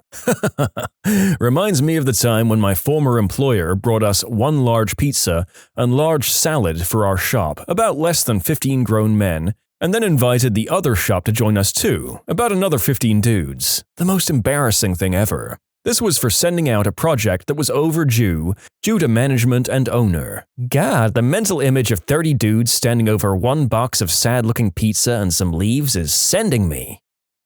A bee flew into my mouth when I was a toddler. The way my mom cooked meat when I was growing up. Take the frozen steak, put it on a cold pan, turn the heat on, wait. No oil or anything. Burnt on the outside, cold and raw on the inside. She was my inspiration to learn to cook. My mother had the exact same approach to cooking, except she deep-fried. Everything was deep-fried, even pre-packaged food with instructions on how to cook it. My mother's entire focus in cooking was speed. Deep frying was fast, highest heat possible because it cooked faster, as she never wanted to do the work of cooking and hated having to. The irony has not been lost on me that she spent more time actively spending 5 minutes deep frying than she would have leaving many of these things in the oven for 20 minutes. Of course, this resulted in some absolute disasters that were burnt on the outside yet raw in the middle. I didn't know the butter in a garlic Kiev was supposed to melt until I was cooking for myself. Worse though is I've been sick numerous times due to eating food that's simultaneously burnt and raw. Chicken that runs the color scale from black to white to pink was a common occurrence. Growing up, my mother always assumed that I was a fussy eater. because I regularly left food, or turned my nose in disgust at the abominations she served. Turns out, once I took to cooking for myself, she saw that actually I loved a lot of food, when it was actually cooked in an edible manner. My husband's parents boil a lot, but the boiled asparagus they served up at Easter dinner every year just kills me. This potato salad my aunt served once. The taste is almost indescribable. The only thing I can compare it to is the taste of earwax, which I tried out of curiosity at 9 years old, don't judge me. It was bitter and saltless, and I didn't even use my fork that night because it had touched the disgusting potato slop. I didn't know potato salad could even be good until about 5 years later. Cold, plain oatmeal. I grew up in a Pennsylvania Dutch area. I love ham, potatoes, and green beans. My mother-in-law tried to make it for me. It was just processed ham cubes, potatoes, and frozen peas brought to boiling. No onion, salt, or pepper, nothing. You can submit your own stories to be featured here on the channel. The story submission link is in the description below. And if you want to listen to some vibey music in the background, check out easymode, also linked below, and subscribe. Mac and cheese without the cheese. It's like giving up on life when eating it. I'd used the cheese packet on something else and was hungry and just made the noodles. Last time I made that mistake. I was a broke college student at the time. I couldn't afford any of the additional ingredients everyone has listed to make it better. There was a time that I would take condiments from the cafeteria and put them on crackers, which I stole from the soup station in lieu of actual meals. It's a toss-up between Ina Garten's hummus recipe and a plate of red beans and rice I had at a, quote, Cajun place in Montana. Microwaved poached chicken. My mum would take bone-in chicken breasts and boil them in a glass bowl filled with water in the microwave. This grey meat would then be shredded and used for various recipes. She also nuked scrambled eggs, which made the house smell like a hobo died on a toilet. When I was in 7th grade, a friend invited me to her house. Her very waspy mum served lunch. Tuna sandwiches, my favourite. I took a nice big bite. Reader, they were olive sandwiches. Chopped up cans of black olives mixed with a ton of Miracle Whip. I couldn't figure out what to do with the salty, oily blob in my mouth. Thankfully, my friend went to the kitchen with her mum to get drinks and I spat it out onto a planter. I've never been able to eat olives since then. Was at a relative's house. She dumped chicken legs into a greased 9 by 13-inch pan and covered them with a 28-ounce can of tomatoes. Baked at 350 Fahrenheit for a long time. Chicken cacciatore, she said. No salt, nothing. 2 ingredients. Had a tightwad friend make dinner one night. It was plain rice with boiled chicken. No spices or flavor. It was plain chicken and plain rice. He didn't even put salt in the chicken water. Creamed chicken on toast. It was my parents' way of saying, we don't really want you kids. Chickpeas. Just rehydrated chickpeas. I was a student and had finals and didn't leave the flat, but I ran out of other food. In the morning, I ate a bowl of them that had soaked overnight, washed up, and then left the dinner chickpeas to soak. This was for a number of days. It was miserable and ruined them for me. Well, we all had our student meal routines, no matter how awful they were. Thinking back on mine makes me feel terrible. Porridge twice a day, with tuna pasta for lunch. I swear that eating bottom-shelf tinned tuna every day for 2 years must have given me some level of mercury poisoning. It's just unclear how much. Oh well. When I was a freshman in high school, our city would always do a pretty cheap program for the teenagers in town to keep us away from all the vacationing college kids during spring break. We were a pretty popular destination. Free food, drink, carnival rides, games, prizes, and what have you for the whole day. One day I happened to be wandering around the stage area when they called for anyone who hadn't eaten lunch that day yet. I hadn't, so I raised my hand and got called up. It was me and some girl maybe 2 or 3 years older, and they pull out a plate for us. Cheeseburger, fried chicken drumstick, bag of flaming hot Cheetos, big red soda, and a brownie. We get ready to dig in when the host says, "We don't really have time to watch you guys eat all this, so tell you what, let's make this easier for both of you," and they bring out a blender, shove everything inside, and puree everything together. The smell was sickly sweet like fresh spew and stuck to the sides of the bottle they served it to us in. The host said they only had one prize for this game and whoever drank the most of the mixture would win. Being a idiot teenager, I went cheers to the crowd and upended the bottle down my throat. It was like someone took a slushie and ran it through broken glass. It burned the throat as it went down, stuck to the roof of my mouth, and chunks of poorly ground bone got lodged everywhere. It did go down though, and a full minute later I had an empty bottle and a stomach full of satanic diarrhea. And the prize? A t-shirt. The same t-shirt we all got for simply buying a ticket to the program. I threw up about 10 seconds after walking off stage. Hospital turkey sandwich. Unseasoned pork chops. Literally water if it was a food. Cabbage lasagna. Basically using cabbage instead of the lasagna sheet thingies. That's a shame because at that point they could have just made cabbage rolls and had an actual food that tastes good. A Midwestern church potluck dinner. I didn't know so many different casseroles could all taste the same despite different ingredients and be so bland. My mother-in-law once made a grilled cheese sandwich by placing a slice of cheese between 2 pieces of bread and then nuking it in the microwave for a full minute. They always do everything 1 full minute at a time. That's the way us kids could safely make a grilled cheese without using the stove. But we toasted the bread first and then nuked it for about 10 minutes or so. My mom makes constant sarcastic remarks about my cooking. This is the same woman who says boiling pasta in salty water makes it too spicy. Luku. It's a staple in the Congo. You take the root of the manioc plant, soak it in water for a while to remove the cyanide, dry it and then pound it into a flour. To make a meal, you simply mix it with water. It has the consistency and taste of Play-Doh. Cyanide, you say? Yeah, it causes problems when people are really starving and don't want to wait the couple of days until it leaches out. Some eat it raw, and there were some deaths due to cyanide poisoning. My mother-in-law brought us a chicken soup soon after I had a kid. She's not a good cook, but had recently learned you can make soup from a rotisserie chicken carcass. It's so easy. You just put it in the pot and add water. Well, there's a little more to it than that if you want it to be a good soup. So we got boiled chicken water made from a few days old carcass. She didn't boil it long enough to be flavorful. There were no seasonings. She didn't put salt in to make it healthy. She put canned green beans in it, which is like one of 2 foods my husband utterly despises for reasons she should well know. And celery. Bland, celery-flavored mushy bean and old chicken water. I'd rather she'd tossed me a can of Campbell's. Growing up in England in the 60s and 70s, there's a reason people from all over the world told jokes about the food there. My favorite joke about England is, I can't believe they had the audacity to destroy so many cultures to get spices and then never use any of them.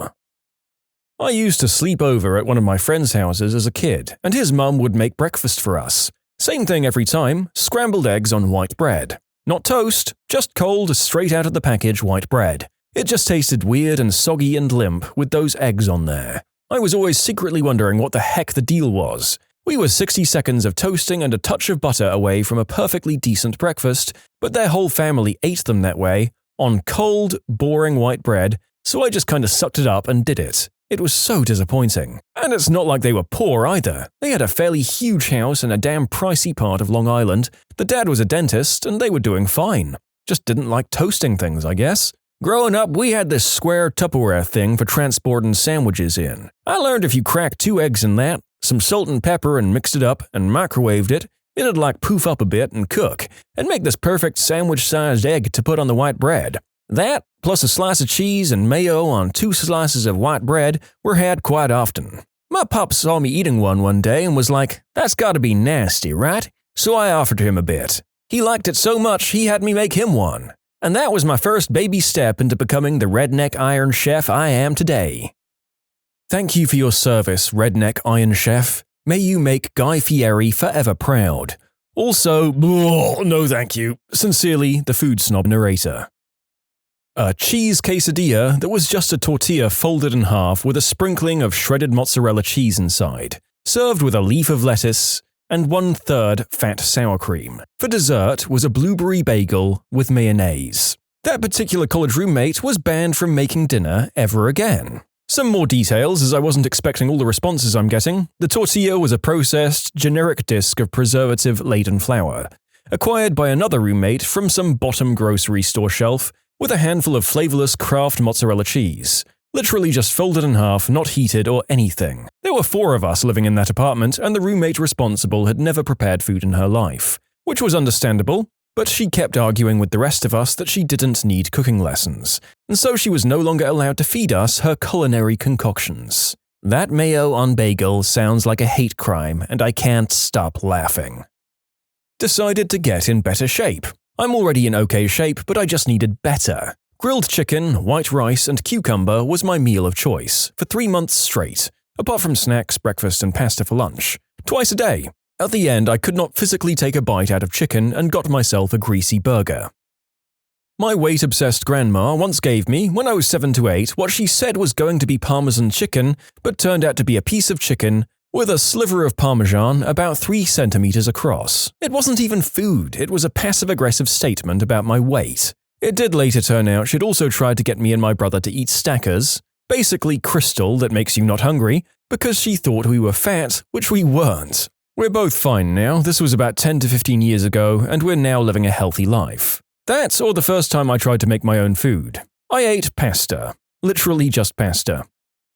Probably a cheap supermarket sausage roll. Tasteless pastry, tasteless sausage with low meat content. Your thoughts instantly flit to lunch lady Doris grinding up gym mats. Weight Watchers and Slimming World recipes, all based on fricking chopped tomatoes and stock. Who'd have thought seasoning had so many gosh darn calories? Boiled broccoli without any spices. No wonder so many people hate it. You just boil the taste out of it. Add salt at least, it's not that hard. This is coming from someone who likes broccoli. As a kid, I ate grass that tasted better than boiled broccoli. I was a weird kid. To be honest, as I'm writing this, I kinda want to eat some grass right now. I had an ex whose mum made meatloaf with the following ingredients: ground beef, breadcrumbs. There was no ketchup on top, no seasonings of any kind used. I swear it was like something that I imagine them feeding to prisoners in the hole or something. I lost my McRib virginity recently, realized it's no different from a frozen rib sandwich from a vending machine. When did you realize that you were hanging out with the wrong crowd? I had a buddy in high school that told me he'd thrown a party at an empty rental property and had left some stuff there the night before. He asked me to help him retrieve it so that they wouldn't get busted. We got over to the house and he goes into the backyard. He slides one of the side windows open and climbs in. After a few minutes of rummaging around, he starts handing me things through the window. A radio, DVD player, some DVDs, among other things. At that moment, it dawned on me we were robbing this place. I set everything down on the ground and without a word got in my car and drove off. Apparently, he panicked when he noticed I was gone and thought we'd been caught. Supposedly, he took off out the back door and jumped the fence. He knew I wasn't into that kind of stuff, so he never really gave me any crap for that. Prior to this, there were some warning signs about his lifestyle. I had an old, small pickup truck with a sliding back window. He taught me how to jimmy it open with a screwdriver and use the antenna to fish my keys out when I locked them in there. Saved my butt on more than one occasion. When I hadn't been invited to see any of them in 3 months, I was always initiating contact, and they all hung out without me practically every day without ever inviting me. My husband did the same thing. One day he stopped texting people and wanted to see how long it would be until they texted him. The answer was never. This hits home for me. I'm going through the very same thing right now with a group that I've been pretty close with for years. All of a sudden, I see things pop up on Facebook about the hangouts and stuff that they're having, and different things that they're all doing together. Everyone is linked but me. I even made it a point to mention it to the guy that usually organizes everything that I would like to be included in next time. 2 days later, and they were all out having dinner for one of the guy's birthdays. No invite. That stuff hurts. The same guy that organizes everything will just send texts just to say hi to me, but nothing ever comes of it if I try to get something set up to chill. I don't think I'm very far from dropping it entirely. No one wants to be the guy that feels like he has to beg just to hang out. They didn't like one guy they used to hang out with, so they peed in his soda one after the other. When I fully realized I was hanging around with a group of people that didn't just identify with vampires or romanticize vampires, but actually believed they were vampires. In my day, it was girls who dressed like Stevie Nicks and thought they might be a witch. Oh, we had plenty of those too. One in particular stopped speaking to me after she insisted she could control fire with her mind, and I helpfully pointed out how her mystical gestures were creating a draft. Look, as someone who was in the drama class club at school, I may or may not have been involved with some of these people, short and long term. It's generally okay as long as you talk to them one at a time and not in a group when they start to get really into it together. When I was at school, I hung around with two guys who, in hindsight, were real buttholes. They always got me into trouble, and I never made any effort to stop them or actually see the light, so to speak. More fool me. Anyway, there was this other guy, who I'll call Jeff, and we picked on him a bit. For anything, really. His hair, shoes, whatever. Fast forward a few months, and I'm sitting in a music class. I'd fallen out of grace with the two friends I used to spend most of my time with, and the tables had turned. They were throwing crap at me in class, calling me names, threatening to fight me, among other things, the usual stuff. Some might say this was karma, and now I certainly agree. And then, the most unexpected thing happens. Jeff turns around to these absolute nonces and says to them, "Why the frick don't you just leave him alone?" As you can imagine, I was completely taken by surprise. So much that after the class, I pulled him to one side and asked him why he stuck up for me. He basically said that he didn't like people being singled out and isolated from others for no reason, even though this was exactly what I did to him. He became my best friend after that and has stayed as much for the past 12 or so years. I like to think he also helped make me a better person by setting this example. We don't live so close anymore, but recently I got a house with a spare room, so I think a visit is on the cards. When my friend, whose butt I was injecting roids into, called me to threaten me because he was paranoid that I'd told the cops he was dealing substances, I stopped talking to that whole crowd afterwards. Mine failed to pay rent because they spent it all on substances. I had one roomie that couldn't pay rent because she spent it all on substances as well. She pawned a bunch of my stuff, games, CDs, jewelry, while I was at work and gave that money to me to pay rent. After reading through these others, my story of disagreeing with one friend and getting isolated by the rest of the group feels sort of lame. They kept talking crap about people. Not just people we knew, but strangers that walked past in the street as well. I just realized at one point that I didn't give a crap if someone was wearing an ugly scarf or whatever it was that really bothered them at that moment. When they Drano-bombed the house of a girl on the spectrum, I didn't go and there was no serious damage to the house, but police got involved and there were huge consequences. This was in middle school and the poor girl was scared and humiliated, didn't come back to school for weeks. After that, I looked at who I was hanging out with and decided to seek better friends. I'm just glad I didn't take part in it. It was 15 years ago and I'd still feel guilty about it. Two friends in high school that I once spent a lot of time with started trespassing on a property in town where the owners were away for months at a time. Finally, they broke in and started going all through this furnished home, taking stuff and just using it for fun. When they told me what they were doing, I distanced myself from both of them, and was glad to do so. When I realized I dealt with 90% less drama while not hanging out with them. In defense of being friends with those people, it does make the dramaless moments all the better when you have something to compare it to, so they really did you a solid. When they started making fun of a young lad who'd been beaten up by his girlfriend. When me and my friend got jumped and I got on the phone for the cops as soon as I got free. When the attackers saw my phone come out, they ran for it. The next day, my friend started spreading rumors that I left him to the attackers. I got an ambulance for him and everything. He took pride in constantly belittling me and turning people on me, so that was pretty much the last straw for me. Oh, and I just remembered an even worse story. Different friend, same friend group, but there was a girl in the group that this guy was trying to impress. So he thought the best way to do this was to hold a butcher's knife to my throat and periodically throw knives at me and the guy from story 1. Needless to say, it didn't really work. When my friends of 10 years said to me, "Stop fricking following us," I cried afterwards. The same thing happened to me in middle school.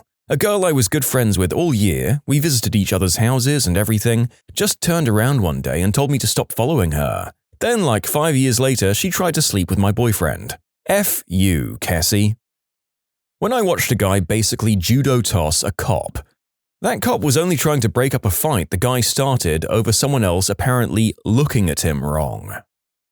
They were friendly and apparently mature people, with families and insofar as we could all see, an honest means of livelihood. I got introduced to their siblings, family, and it all seemed well. Until that moment. One of them began to narrate how great his life was as a hoodlum and a gangster, and how he enjoyed destroying properties, beating up people, and how great it felt as people used to get visibly scared of him as he walked the streets back then. Its climax was that he had murdered a guy in cold blood just because he was trying to defend his property from the guy.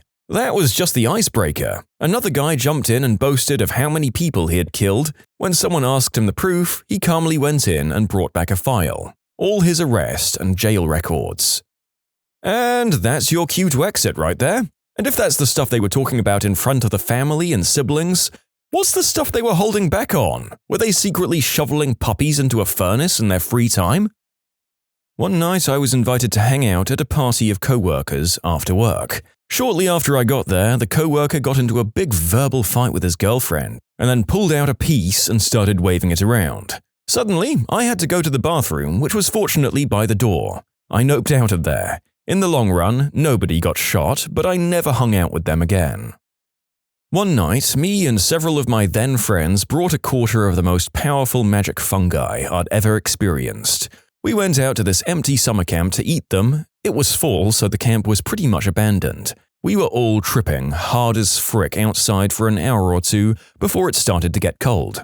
We decided to all get in my car for a bit and turn the heat on. So here the four of us are, sitting in my car, tripping like heck. At this point, friend A spits a loogie into his hand, stares at it for about 5 minutes, and then turns to friend B and screams, "You motherfricker!" snatches the keys out of my ignition and runs into the woods. And that was the last time we saw friend A that evening. For the sake of brevity, I'm going to fast forward through the part about us having no idea what happened to him, starting a search party, friend A's father coming to the camp and taking my license plate number, me having to break into my parents' house at 2 a.m. to steal their copy of my car keys. I got the car in high school, they still had theirs. We finally got the car out of the woods and back to my place and part ways. When I woke up that morning, I found out the police had taken my car while I slept. It turns out that when friend A hocked up that loogie, he thought it was splooge. He then turned to friend B sitting next to him and assumed that friend B had made him suck his eggplant. He took my keys and ran into the woods.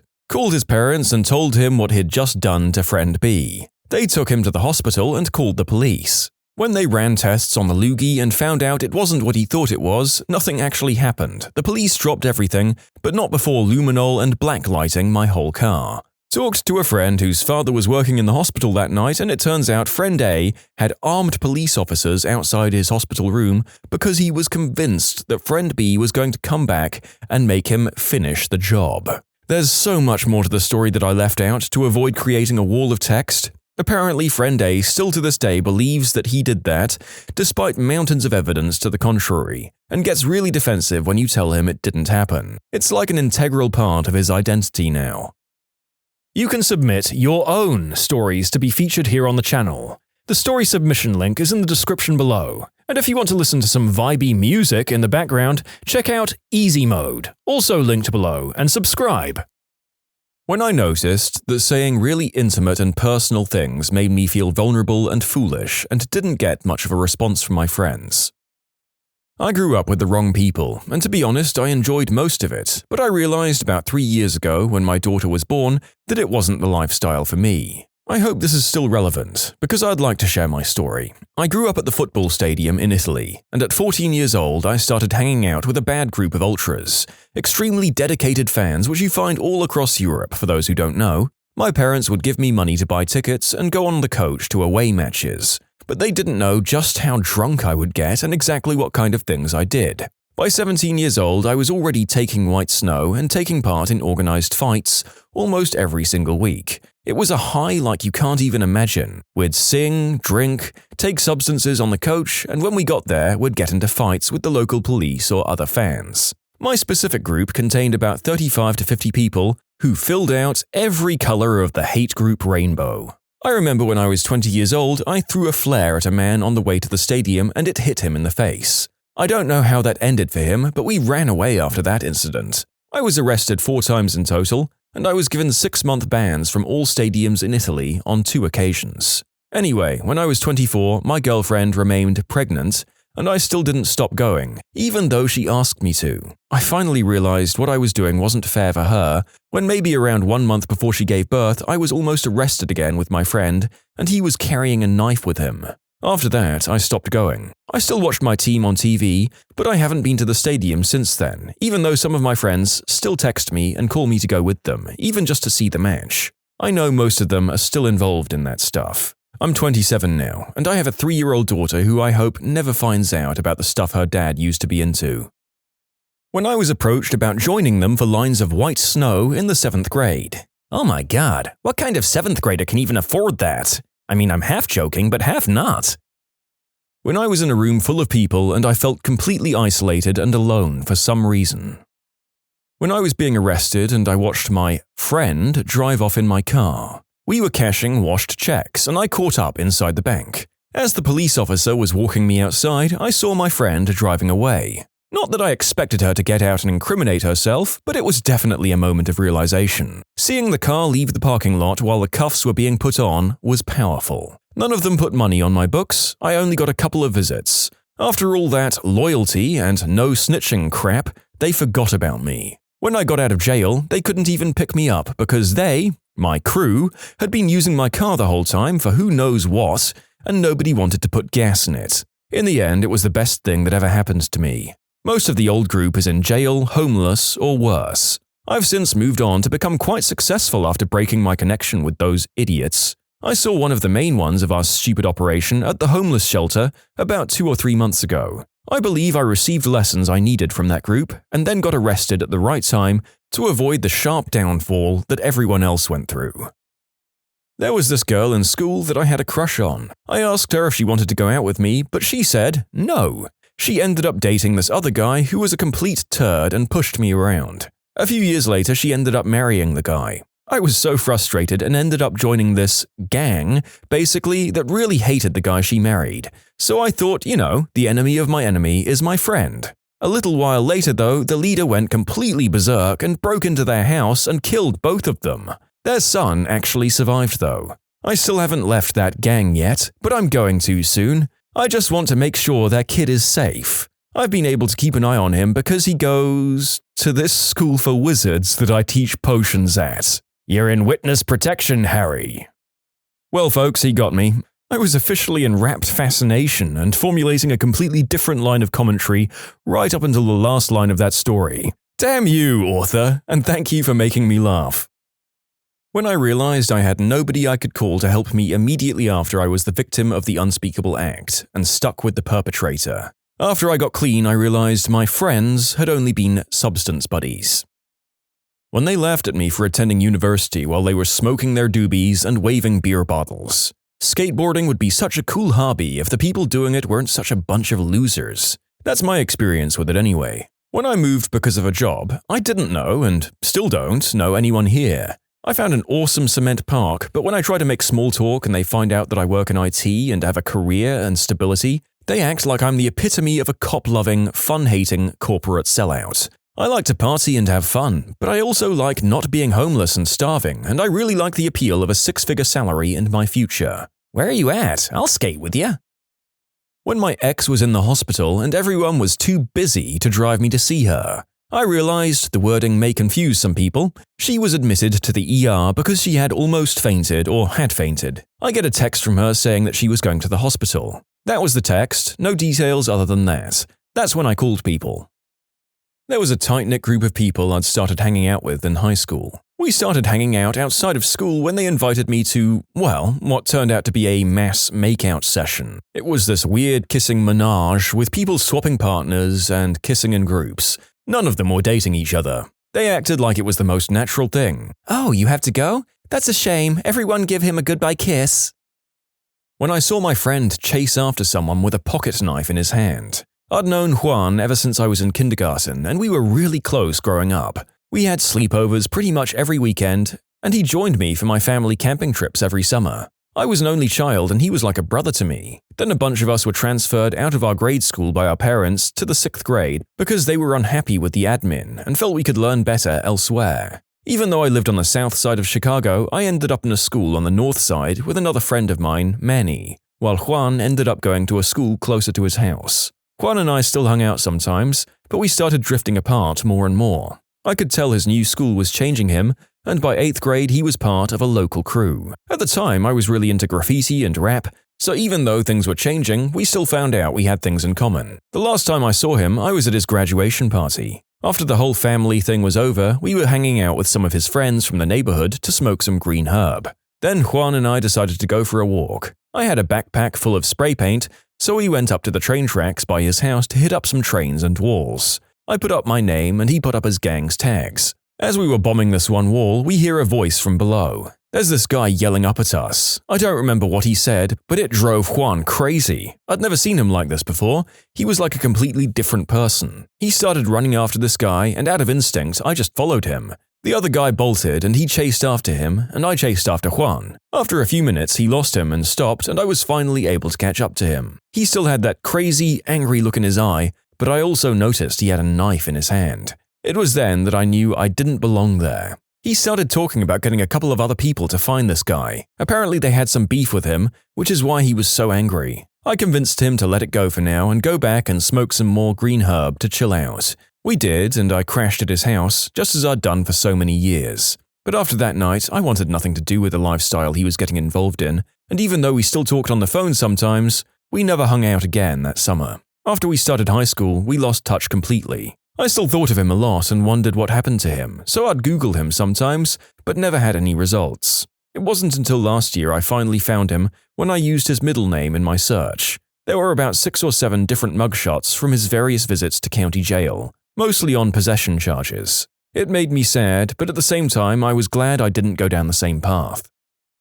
I hung out with the wrong crowd during my freshman year in college, mainly because we were from the same high school. All they ever cared about was talking about other people behind their backs. It was a bad breakup to say the least, but I was happy with the friends I eventually got in the succeeding years.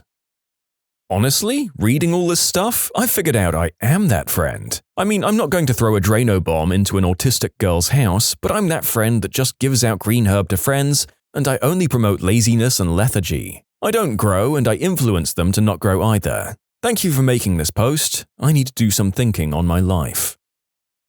What did you find out about someone that changed the way you looked at them? My roommate punched himself in the eye and faked being jumped because his girlfriend was about to break up with him. They're now married. My cousin was adopted when she was a baby. This is a family secret as everyone in the family but her knows. I've known since I was 5. What really sucks is that she already had a suspicion and when she was 16 asked her mother, my aunt, and was told straight up that she wasn't adopted. The reason why she was suspicious? 1. A great-uncle came to my grandfather's funeral and when he shook hands with my cousin he said to her face, "Oh, this is the girl that, my aunt's name, adopted." 2. She learned about blood types in biology class and her blood type couldn't have matched with her parents. 3. She's technically of different ethnicity than us and it's pretty obvious. Another thing that really sucks is that my aunt has a lot of small business investments, but she lamented to my dad that she didn't want to give any to my cousin in her will. She wanted all of them to go to her brother, her biological son, and she thought sending my cousin to university was already more than enough. Now my cousin is very detached from the whole family, immediate and extended, and somehow everyone thinks something is wrong with her. I've told my parents that I thought it would be best for her to just know she's adopted, but my parents wouldn't meddle in my aunt's family business. It's a cultural thing. My father admitted that he pressured my mother into a termination before my brother and I were born. It was a huge wake-up call that kept me from going down a pretty crappy road with a guy I worked with, but I'll never forget the look on his face when he admitted that to me, and I will never tell her that I know. I found out my grandpa used to sew big pockets into the inside of his jackets so he could more effectively shoplift. I witnessed a friend secretly trying to suck his own eggplant. He was successful, forever unsure whether to give kudos or not. Good lord, I don't know why he decided to do that secretly with his friend presumably in close proximity, or maybe that's what he needed, the risk of being caught. I guess congratulations? With a big old tangible question mark at the end. I know a guy I grew up with who was hit all the time by his on and off alcoholic lumberjack father. One day the dad died from some heart failure or whatnot, and when the cause of death report came out, it claimed he had been conscious after the incident had happened, before he had died. My friend had told the police he hadn't been home but had biked to a friend's house to see if he wanted to go play basketball. I found out later, at a party where we were drunk, when I asked him how it had been to come home to a dead dad, that he had been at home all the time and had heard his dad scream and gasp in pain and fall over, but that he had just stood there, first empty, then smiling as his dad withered in pain and slowly expired into unconsciousness and died. Then, when my friend was certain that his dad wasn't waking up again, he called 911. Don't hit your kids and expect them to come through for you. I found out my dad had won the lottery. He won around 250 grand and has never told me or my brothers. It took some digging to find, so I never told anyone, because I figure if he hasn't told his family, then he doesn't want anyone to know. I mean, honestly, good move on his part. People come out of the woodwork for that stuff, even if it isn't a lot of money. And anything you give them as a gift when you win is never enough. Best friend, mid-30s, visits his parents and relatives late on Christmas Eve 2014, and quietly comes in late through the rear of the house carrying gifts. His extended family are in the living room discussing how it's surreal that he doesn't know his aunt and uncle are his real parents, and his parents are his aunt and uncle. Turns out at 17, they had him while dating in high school, and gave him up to the older, childless married aunt and uncle who had been trying to conceive for many years. The stress of trying to have a child gone, the adoptive parents then had 3 kids in 4 years. His cousins. His real parents married a few years after his adoption and went on to have 3 children, his biological siblings. To this day, everyone thinks he doesn't know, and he's never let them on to the fact that he does. He has no hard feelings, but it was a shocker. When my cousin was 5 or 6, he wasn't part of our family yet. My uncle met his mum and they fell in love and moved in with each other. My cousin was still with his dad and my uncle and aunt were trying to get custody, but her ex was a very wealthy man. Apparently, he was a terrible father and was doing some pretty awful things to my cousin, but it was hard to prove and her ex had some really good lawyers. My uncle was not a rich man, but they needed money for a lawyer and a special therapist for my cousin so they could win the case. He robbed his workplace for the cash to pay all the fees needed to get my cousin away from his dad. My uncle's work found out and had him arrested. He had to go to jail for 2 years. He told my family and everyone that he got a job abroad and had to leave for a few years so that he could pay for my cousin's lawyer. Everyone in my family still thinks that he went abroad to make extra cash. Only me and his wife know that he was in jail. My cousin is a very successful, well-adjusted, happy man now. He doesn't really remember anything about living with his dad. My uncle says he'd do it again 1,000 times if it meant my cousin grew up safe. I used to work overnight security a couple of years ago. My partner, we'll call him Bill, was struggling with some stuff left over from the Iraq War, so we spent a lot of time getting to know each other better. Eventually, I was promoted up to supervisor, then assistant director of security. One night, the guy who had replaced me on overnights called to complain about Bill coming in 3 hours late and drunk off his butt. I knew the guy wasn't good at keeping his lips sealed, and if I didn't say something to my boss right away, then he would. So I called my boss, who usually shows up right after overnight leaves, and told him what was going on. My boss was also an Iraq veteran, and he knew about the struggles Bill was having and how close the two of us had become, so I felt it would be better coming from my lips. My boss came in early, caught Bill red-handed, and suspended him for a week. I'm instructed that when he gets back, to schedule him for day shifts so he can be supervised. We kept the whole thing hush-hush and assumed he would improve once he was on day shifts. So I do exactly that. Bill was elated to be working with me again and with our other buddies during the day. We were like one big family, kind of. I really miss that place sometimes. He got better at his job, started sleeping regularly, and stopped drinking. Bill told me he was back on days because he wanted to be. He was tired of overnights. He never told me about the drinking, and I never told him I knew. We both kept that secret until he decided he didn't want to be alive anymore, and ended things a few months ago. Rest in peace, Bill. You're missed. When he made that fateful decision, no one knew anything was wrong. It was a normal day with the usual jokes and whatnot. 60 people from his tribe, he was a Native American, came to town to bring him home. It was a rough time for everyone. If you're thinking of doing something like that, please reach out. Thinking of those around you. Please. Damn. Posting this really stirred up all those emotions again. Wow, that's really sad. Bill was clearly going through more than anyone should ever have to deal with, and I'm glad that working with the author gave him some semblance of happiness during his working days. Seek help if you're able, people. It's so damn hard to reach out, but if you're basically a good guy with some demons, there are people who can help you fight them, and others who'll miss you if you go. One day, while looking through Flickr, I came across some exposed pictures of my coworker. She has a lot of photo albums on her account. It turns out she and her husband are swingers. I work with her on a daily basis. I'd never tell her I've seen them. I recently discovered that my coworker's girlfriend got him off with a burrito and then forced him to eat it. But that's his business, and our coworkers can be brutal, especially towards him as he does come off as a bit strange, so there's no need to make things worse for him. I'll never tell my family I know that I was a twin. One of my grandmothers got drunk at Christmas and started to talk about it one year when I was a kid. Part of me wants to say she was wrong, but the look of horror in some families' faces before they had me leave to play with cousins always made it stick out. It would explain the lack of baby pictures and why I was baptized really early, like a few days old. I don't know what happened to my twin. When I first got married, my sister-in-law was living with us. One day while she was at work, she called and asked that I email her something from the desktop. This was prior to texting and email on phones being so prevalent. I used her laptop and her Outlook to send the attachment. I checked the sent items to make sure it went through with the attachment and found an email she had sent to someone else of a bunch of pictures of her with lit candles shoved up her behind. I never said anything, but had to start hiding all of our stick candles in fear that she'd desecrate my Yankees. My ex used to go through my browser history and emails. She never found anything, but always thought I was up to something. I know this because I read her diary every day. Sheesh. Sounds like you two were made for each other, buddy.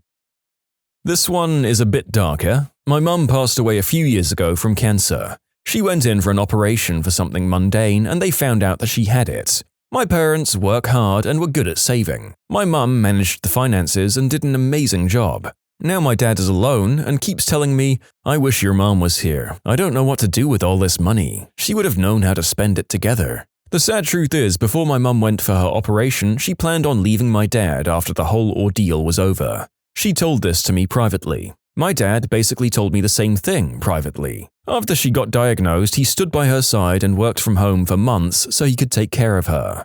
He also did an amazing job arranging all aspects of her funeral, even though my mum entrusted that to her sisters. I told my sisters, but I don't think I could ever tell him. You can submit your own stories to be featured here on the channel. The story submission link is in the description below. And if you want to listen to some vibey music in the background, check out easymode, also linked below, and subscribe.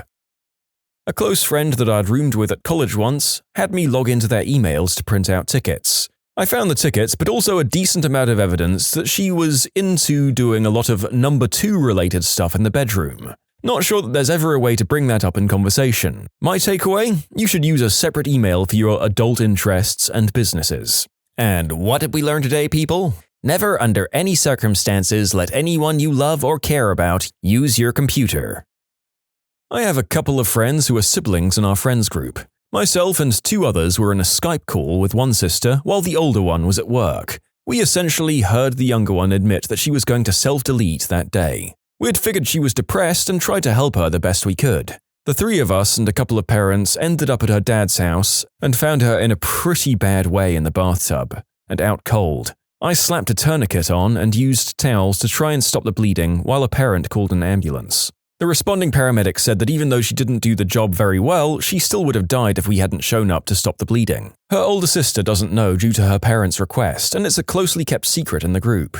Whoever wasn't there doesn't know. Her father, who hated me for other reasons, always invites me out to different events, but still keeps up the impression that he doesn't like me. It's kinda weird. The sister is alive and well, by the way. She's happily attending FSU. Haven't spoken to her very much, but last I checked, she was dating and getting help.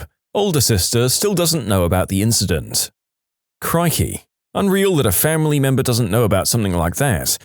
But I'm not sure how I would have broken the news to her after her parental request.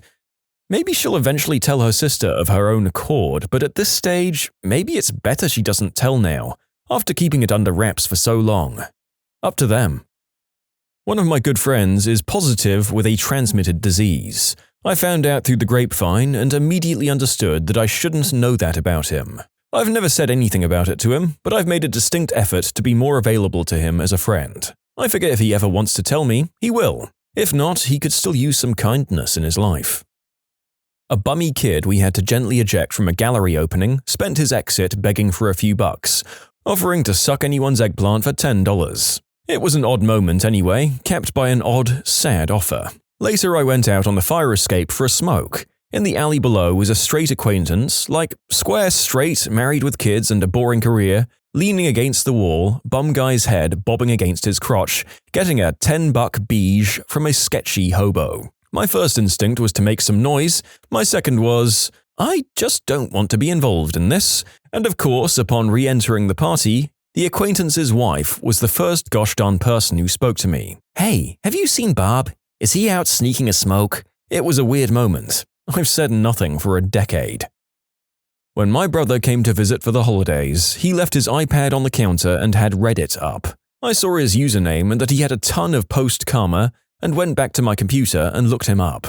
Cuck content. Most of him and his ex-wife. Some with his new fiancée. It was pretty traumatizing. I teach improv and found out that one of my students is a former senator who had to give up his seat due to allegations of cheating on his wife with younger women. It's so weird because he's such a nice guy and I've met his family. When I say younger, I didn't mean under 18, just 20 years younger than him, and he's 40-something. I know that my cousin was the victim of the unspeakable act in her apartment in her sophomore year of college, and that her roommate arranged it as some form of sick revenge for dating one of her exes. It's led to her becoming a danger to herself in the past, and she went from a vivacious, outgoing, bubbly woman to one who barely goes anywhere besides work. I know because my grandmother remembers stories and information freakishly well, but not that she's supposed to keep some of these things secret. Classic case of finding out what kind of adult content someone is into watching. On New Year's Eve, my mum's friend asked me to connect her phone to the Bluetooth in her car. It takes about 5 seconds and one button to do, so I agree to help. She unlocks her phone, gives me the keys, and I got into the car. Phone is connected and I want to test out the speakers and crank the volume up. I opened Google Chrome to play some music and I'm greeted by a very adult video that indicated my friend was into some very specific stuff. I noticed she had 45 tabs open. Curious if she had an impressive 45 such adult videos open, I looked at the other tabs. One was a video where a girl was vacuum sealing plastic wrap onto her hoo-ha. There were also some of women doing the deed with things that decidedly weren't other human men. I had quite enough of that and put some music on. Speakers were good, got pretty loud with decent bass. A buddy of mine had complete control of his parents' finances because his mum will not fricking stop sending email scams her money. She's told that each one of them were scams. It doesn't matter what it is, it's a scam. She's been told how to behave to keep herself safe from it, like, oh my god, your son is arrested and need X, Y, and Z information. Oh, so what's my son's name? What's my name? What jail or prison are they in? And there's nothing wrong with her, my buddy just says she's gullible. He doesn't get it. It's causing him so much stress. My dad cheated on his wife with my mum. They still weren't divorced when he started seeing my mum. Even Ma doesn't know. A manager in my office handed me her phone to look at a picture and got distracted talking to someone else. A text came in from a woman who talked quite graphically about what she had done to this manager the night before. I handed the phone back and pretended not to have seen the text. I didn't have a clue she was gay. And hopefully you respected her privacy completely and took that particular knowledge with you to the end of either of your services with that particular company. And good on you if you did. That my grandmother was secretly a spendthrift and victim of fraud. Both of my grandparents passed away recently. My grandfather had been in poor health for the last several years of his life. My grandmother was his caretaker and she herself was in relatively good health. It was quite a shock when my father and I found her dead in the garage from a massive heart attack. My grandfather, heartbroken and confused, died 3 months later. When we started to go through their belongings to settle the estate, we found tons of worthless things that she'd spent their money on. Now, my grandmother loved to shop, but we had no idea her addiction ran this deep. In addition to the myriads of junk, we found hundreds of letters from people who had scammed her into giving them money. The kinds of scams where they'll send you $10,000 if you send them a check for $1,000. I can remember just sitting down at the kitchen table with unsent letters she had written to people, asking them where her checks were and why they'd lied to her. It was heart-wrenching. So her spending addiction of worthless trinkets and thousands of dollars spent on get-rich-quick schemes basically bankrupted them and we knew nothing about it. We never even suspected it because she was vice president of a bank for 42 years. She was always good with money. I always thought those Ponzi schemes and deposed royalty email kinds of things were loads of crap. Who could fall for them? Well, now I knew who they targeted and why they were so successful. Everything's been settled now, but it was a really tough year for my dad. In short, grandparents died, discovered my grandmother had spent all of her money on worthless trinkets and had been victim to internet money fraud. My sister's boyfriend, while a great guy now, was a troubled youth. He grew up with his grandparents, as his dad was in prison and his mum is unreliable. Substance use. Once he was a teenager, he was so angry at his grandfather for some reason, so he used his toothbrush to clean the toilet. Funny, right? His grandfather contracted a bacterial infection so bad that he ended up losing all of his teeth and now wears dentures. I'll never bring this up to him because he's genuinely a changed person. I knew him when he was in high school and he's nothing like the person he used to be. One of those sidebar ads for adult content used a picture of one of my friends. Co-worker had really off behavior, had a spot out by the dumpster that he'd do his various substances at, constantly tried showing me pictures of his pet snake, feeding on rats. He'd stop and stare at the young female customers and make weird remarks about them. I did a little bit of internet sleuthing and opened a whole can of worms of awful things that he had done and been convicted for. His new address was a city away from his old address. On a hunch, I made a call to the local parole officer, and yep, he hadn't registered in a year. His PO rolled him up and sent him back to jail a week later. I never told anyone how his PO had found him. It wasn't easy to turn him in. I felt like a snitch while I was creeping on the guy and hesitated a few days. The final straw was learning that he lived in a house at the end of a dirt road with a new old lady who had, you guessed it, a young daughter. I'm in a fantasy football league at work. I was over in the fantasy football Reddit and saw a post that was identical to a question my work buddy had asked me that day. I looked at his username and he used his real first name, checked his user history and yeah, it was definitely him. Instead of spoiling it with a, "Ha, gotcha buddy," right then and there, I've been following his posts and giving him bad advice on drops he should make and lopsided trades he should specifically make with me. This all started 2 years ago and he's since dropped out of contention and is now a basement-dwelling bottom feeder at about 9th or 10th place. When did a wacky or specific law win a court case? I got a pro bono client's removal by USCIS cancelled. He had a low-level substance possession conviction from the early 1980s. During that brief period, the active ingredient of Imodium was illegal under state law but not federal law. So I successfully argued that they couldn't prove it wasn't a conviction for possession of a substance that was federally legal at the time, and as such was not subject to removal. The argument worked, and my guy went back to his business and his family.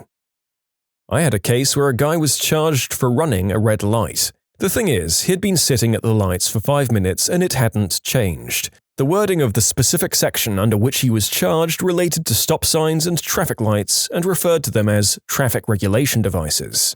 I successfully argued that as the traffic light wasn't changing, it wasn't regulating traffic, and he got off. I couldn't believe it when the judge ruled in my favor. Neither could the police prosecutor.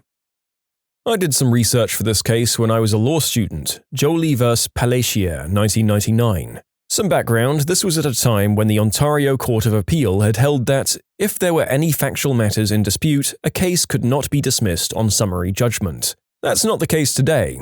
It was discovered that this position basically ruined summary judgment as a useful process. But it was the case at the time. In such a motion, all facts alleged by the plaintiff would be assumed to be true. What happened was this.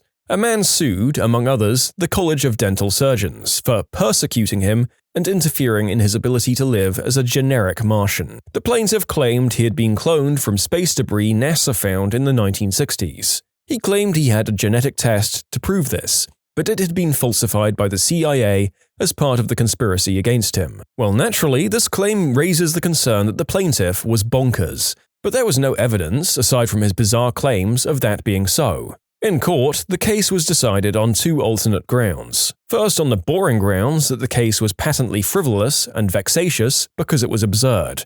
However, it was also decided on a more entertaining basis of standing. Justice Epstein held that only a person could commence an action in Ontario. The The rules of civil procedure define a person to be either a human being or a corporation. The plaintiff's whole case was based on him being a Martian. If he was not a Martian, the case had no merit.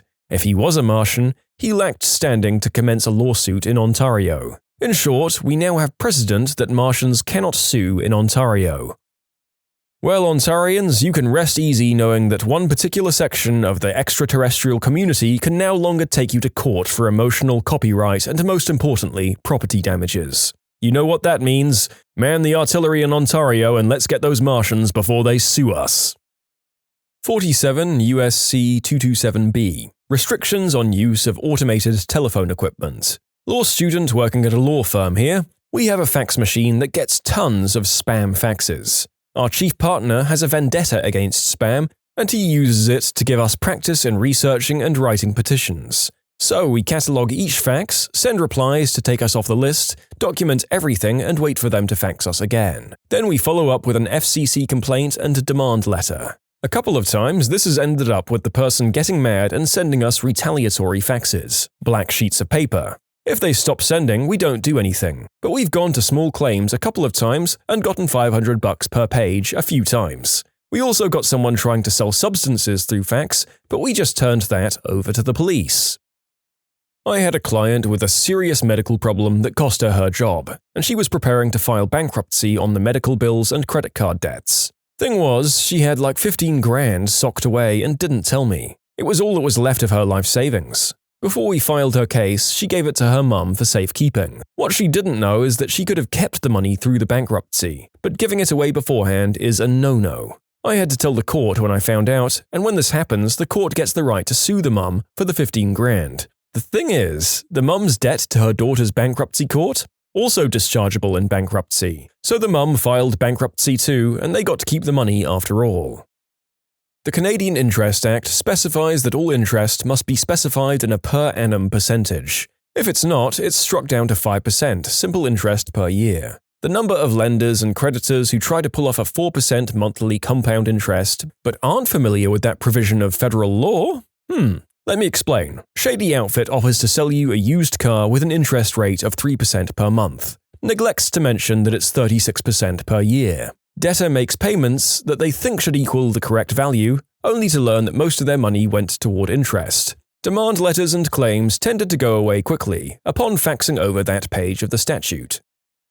I won a case where the defendant, New York City, tried to exploit a really stupid law, which I was able to use to win a case. This was a slip and fall case where my client had tripped on a piece of broken sidewalk outside the Natural History Museum and shattered her arm and wrist. The law is that the property owner is responsible for the sidewalk directly outside their property, the theory being that even if they can't fix it, they have a duty to warn people about hazards and mark the area off. The museum was owned by the city. There's another concept called sovereign immunity, which is that governments can't be sued without their consent. So the city had passed a very, very stupid law that they would be exempted from the rule that they can't be sued for sidewalk injuries unless you can show that they were on notice of a hazard. Meaning that you would have to show that you informed the Secretary of State or Governor or Mayor of the exact specific crack in the sidewalk before the injury occurred, and that you had to do so in writing with ample time for the city to remedy it. 180 days in advance, if I recall correctly. Under normal circumstances, this is impossible because no one anticipates tripping on the sidewalk 180 days in advance with the foresight to write a letter to the mayor about that specific crack. Luckily, someone did have that foresight, and there was a non-profit group called Big Apple Maps, which would go around the city with maps of government property and record with insane specificity each and every crack in the sidewalk, pothole, protrusion, and other hazard, and then publish these maps while serving copies on the government, with the express purpose of combating sovereign immunity defenses in slip-and-fall cases against the government. I got a hold of one of these maps and visited the site, and I was able to take pictures of the section of the sidewalk where my client fell, and you could see newly placed cement over the area in the exact position indicated on the map, showing where the sidewalk had been repaired after my client had slipped. Basically, the government's attorney brought up the sovereign immunity defense and outlined all of the stupid steps I would have needed to go through to overcome their motion to dismiss. My response was, "Oh, you mean this?" and gave them the map. Immediate settlement. I had a friend trip over a huge crack in the sidewalk. The city tried saying they didn't know. I'd submitted pictures and a complaint about the crack almost a year prior. He was very thankful I did it, as it basically won his case. There was a case here in Hawaii that got thrown out. Someone got pulled over because the police saw that she had way too many passengers in the car. Then they noticed she was drunk. Open and shut case. Well, apparently in Hawaii, there's no law defining the maximum number of passengers in a private vehicle. So the issue was that all the extra passengers weren't wearing seatbelts. Well, this failed also because the law only says that every available seatbelt needs to be in use. If you have 6 passengers and only 5 seatbelts, there's nothing at all illegal about the 6th being unrestrained. So, since there was no probable cause to pull her over in the first place, even though she was indefensibly drunk, the whole thing got thrown out. Hawaii has some very counterintuitive laws. If your truck has seats installed in the bed, your passengers must be buckled up. If not, they can just party back there, while anyone in the cab unbuckled would get you a major ticket. People regularly ride down the freeway in truck beds while sitting in lawn chairs. I mean, that last image is both hilarious and ever so slightly concerning. My GTA instincts are just envisioning the inevitable crash and subsequent catapulted people being shot out like a basket of rocks from a mangonel. I think something's wrong with me. I had a roommate who got picked up for public intoxication one St. Patrick's Day. He was in jail for a couple of days, which seemed odd for a PI. Turned out he had a warrant from another city for escaping jail. The year before, he got picked up for public intoxication on St. Patrick's Day? He had a hazy memory of being shuffled down a hallway with a bunch of other drunkards at the jail before walking through a door and suddenly being alone outside. From there, he just walked home. The police never came looking for him, so he wasn't sure it had happened. Anyway, it turns out they never even properly booked him, so while there was a warrant for him escaping jail, there was no record of him ever being arrested. Case dismissed. This is how a lot of DUI cases are argued and won in the US, that the initial pullover wasn't justified or that there wasn't a legitimate reason to investigate a DUI after the pullover, or insufficient reason for arrest. Even if you blow over on the breathalyzer, they have to have enough reason to have you blow in the first place. I have one where we won, but it didn't go as planned. I had a client a while ago who was incarcerated at a state prison farm. Inmates had to spend 40 to 60 hours a week preparing slop for the hogs from expired restaurant food and cleaning the hog barns. He reeked every time I met him, even after showering. He said it was miserable. Well, he found out that some Muslim inmates who couldn't work with pigs were offered to be able to work at the police horse stable instead, 5 minutes down the road. He wanted to sue, saying that stable work is much less revolting than hog work, and that this amounted to unequal punishment on the basis of religion. I thought he had a point. Well, the case didn't get thrown out and actually got some traction, but then the prison changed their policies in response. Inmates who couldn't work around pigs or didn't want to would instead be transported to a factory chicken barn the next county over for work each day. He asked that I drop the lawsuit, and the Muslim inmates were not happy with him.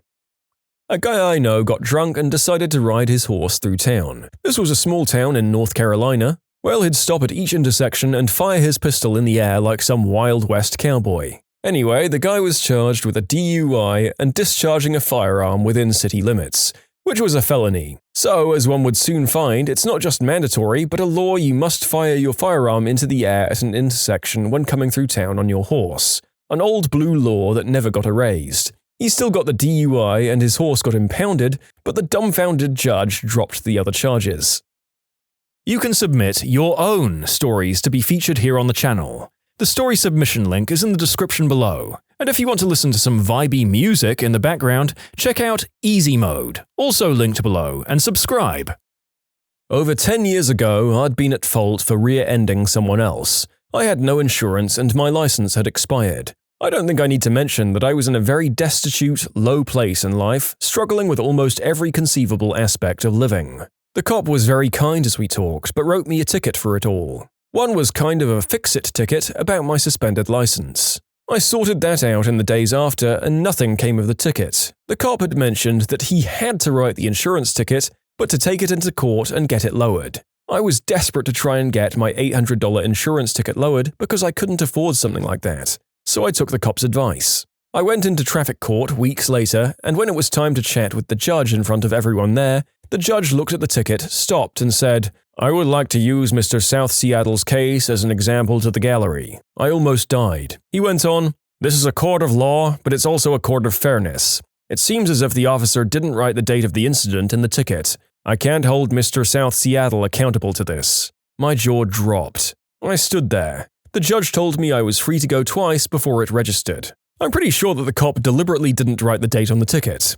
Thanks, officer. I had a very similar thing happen. I rear-ended someone, but it turned out the person I hit had a warrant for their arrest. While other cops were taking care of that, another came over to me and gave me a ticket. While he did that, he flipped it over and showed me the instructions to fight it in court. Well, I followed those instructions, and when I got to court, the officer had a family emergency and wasn't able to go, which threw out the case and also my ticket. Thank you to whoever that was. Had a case where the defendant, my opponent, filed an appeal from an administrative agency to the local circuit court. The requirement for filing the appeal was very strict, and the filing must include an appeal bond, executed by the individual defendant or a corporate officer. When my opponent's assistant electronically filed the appeal, she attached a PDF of the bond, without the corporate signature. There's no question in my mind that they had the bond with the requisite signature, and simply attached the wrong version of the document to the filing. I wish I could say there was a huge court fight over this, and I got to slam my opponent, but that's not how this works among professionals. I waited until after the time to correct this error had passed. I then politely called my opponent and told him I was holding the I win button and that I'd be filing a motion to that effect in a week. My opponent came to me with very favorable settlement terms within days. To this day, I don't know for sure if my opponent ever disclosed his mistake to his client, but I doubt it. In 2016, prison inmate John Modi was charged with escaping from the prison in which he was incarcerated, which is a crime in Ohio. The prosecution, however, failed to establish that the Hocking Correctional Facility, and therefore the crime, was located within the court's jurisdiction of Hocking County, as all witnesses potentially able to offer testimony on the prison's location had gone home for the day. And, incredibly, no one remaining could provide references allowing the court to take judicial notice of the prison's location. The charges against Modi were dismissed and he was allowed to return to prison to serve his sentence, but at least without additional charges concerning his alleged escape. Okay, for a second the narrator thought that Modi was going to just be let off scot-free, which would have been a massive oversight if he was a repeat murderer or something. However, that notion isn't impossible in some jurisdictions it seems, as the following story indicates. I had a family friend, old guy, passed away now, who said that he was able to escape from prison, and because he escaped, was let go. Because no one was supposed to be able to escape from that prison or something like that, he sometimes told stories. But the few things he told me about his crimes, major theft, I didn't believe. But I later saw the court papers and they were true. He was a jailhouse lawyer and had a whole bookshelf of legal books. I don't recall which prison it was, although I know he was in Arkansas for at least part of his stay.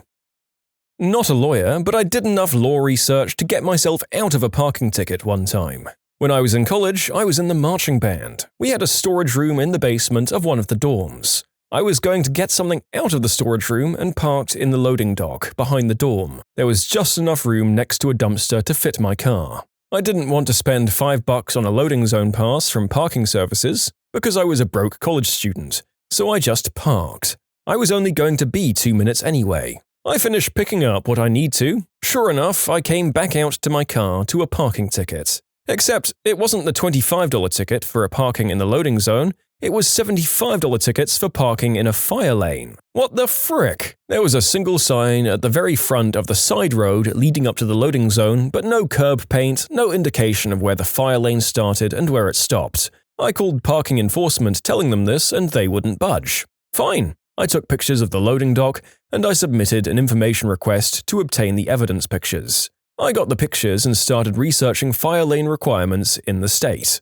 What I found clearly indicated that curb stripes were mandatory. I called parking enforcement and told them what I found and they still wouldn't budge. Frustratingly, I looked at the law again. The part they cited for me said that nothing could obstruct a fire lane at any time. I looked back at the evidence photos and saw the dumpster next to my car. If this was a fire lane, then the dumpster was blocking the fire lane too. The same state law they cited me with said that non-vehicle obstruction of a fire lane was subject to a fine of $1,500 per day. I found satellite imagery from 4 years prior showing that the dumpster had been there for at least 4 years. So I argued to university parking enforcement that if this was a fire lane, then the university had been obstructing it for the last 4 years and would owe the state $2.2 million in fines if I reported it. The parking ticket disappeared immediately when I sent the appeals committee their own evidence photos, satellite imagery, and the same state law they cited me with. I drove by a week later and the dumpster was gone, the curb was painted,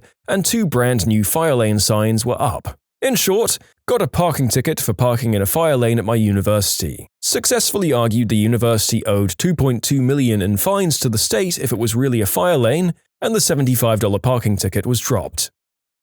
The first and only time I ever used the subway station's emergency door to get to the train, the ticket gate wasn't working, it was 3 a.m., I was a drunk college kid trying to catch the last train home, and basically I got caught by 2 subway officers and given a ticket with a huge attempted fare avoidance fine. I showed up to the hearing in desperation and they ended up having to drop the fine as they were reviewing the case with me because one cop had recorded that I entered through the right-hand emergency door and the other wrote that I entered through the left-hand emergency door. Never been so grateful in my life.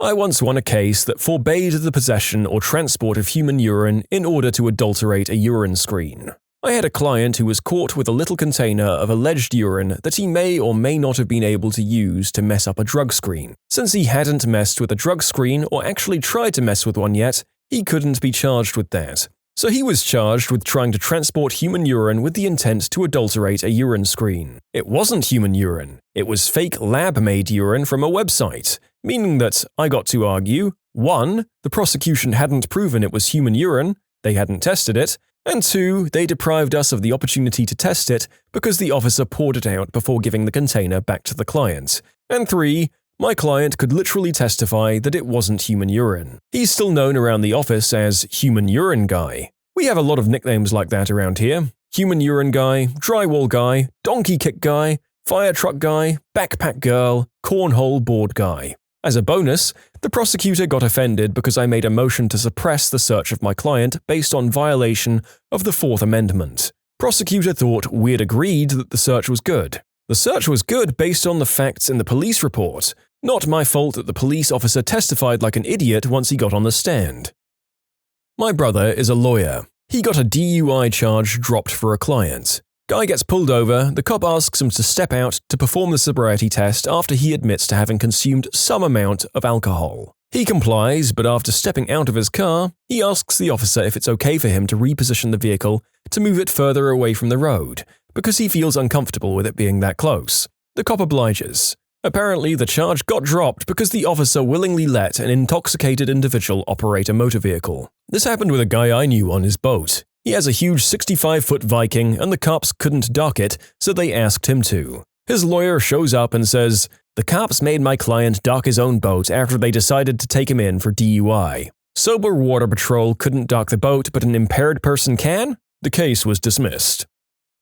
I once had a client who woke up in the middle of the night to the sound of someone in his home. He retrieved a Colt 1911 from a bedside table, walked into his living room and confronted the figure in the dark. The person didn't identify himself but moved towards my client, who fired a single shot that went through the person's shoulder. Turned out it was my client's stepson who'd snuck out, been drinking underage and stumbled home. The problem with the situation was that my client was a convicted felon, several times over. That meant that while the shooting itself was legally defensible, his possession of the firearm was not. We looked into the history of the gun itself, as our client had indicated it had belonged to his grandfather, who'd served in the US Army in the early 20th century. Ultimately, we were able to bring multiple experts in and establish that the gun had been among the first batch of firearms distributed from Colt to the US Army at the Augusta Armory. Florida Statute 7090.001 creates an exemption of firearm-related laws, including the prohibition for felons to possess a firearm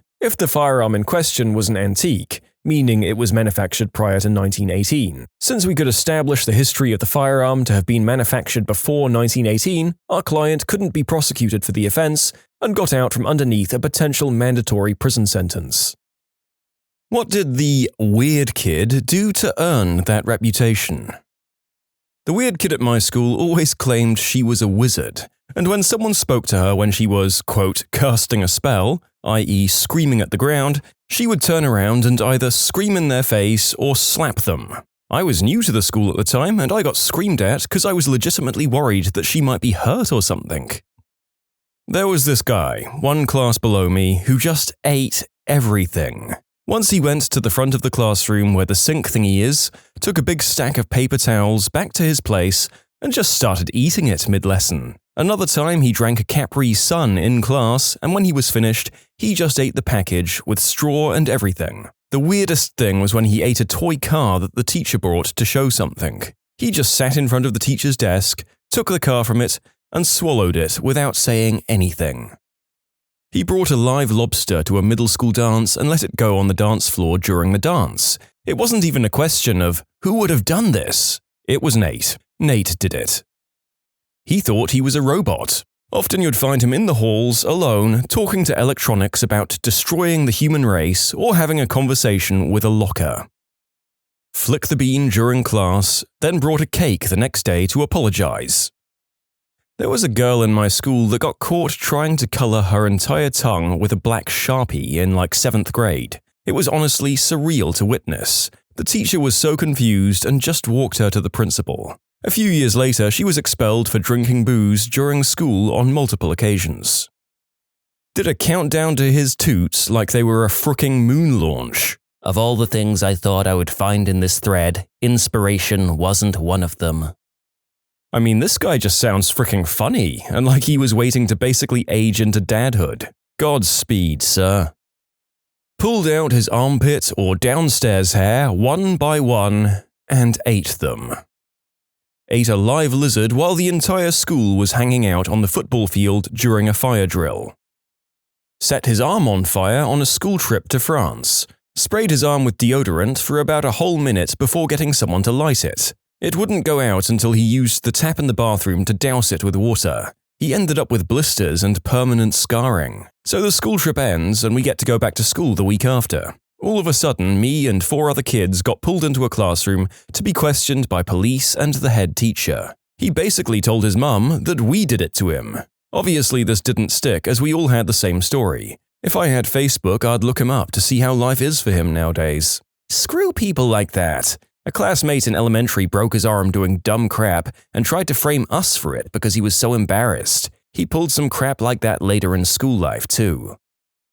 My man would wear a stormtrooper costume and taped an old flip-up phone to his arm and pretend to talk through it. This was in high school. He was particularly odd because he was like a born genius, so he'd often get bored in class and do some weird stuff. To be honest, looking back on it, I feel really bad for the guy. He was incredibly smart but had zero social skills and an unfortunate lump of fat right on his forehead that people would bully him for. It was also like he tried to get in trouble every chance he could. Anyways, some things he did that came to mind. He would pick at and pop his pimples in class. Like pimples on his arms and shoulders, he'd just go to town on them and be all red and marked by the end. When I was in school, we had a serious no electronics policy. A few times he'd bring his Nintendo DS and play that thing full volume and of course off to detention. Because he was so smart, he'd often correct teachers and other students, but in the rudest way possible. And he was always technically correct, if that makes any sense, also often resulting in detention. Can't think of any more specifically fun stories. He rarely showed up to school, to be honest. Maybe because he felt he didn't need to, or maybe because everyone, including the teachers, weren't always the nicest to the kid. Got caught whacking it in the school bathroom, then later got his member stuck in a shampoo bottle.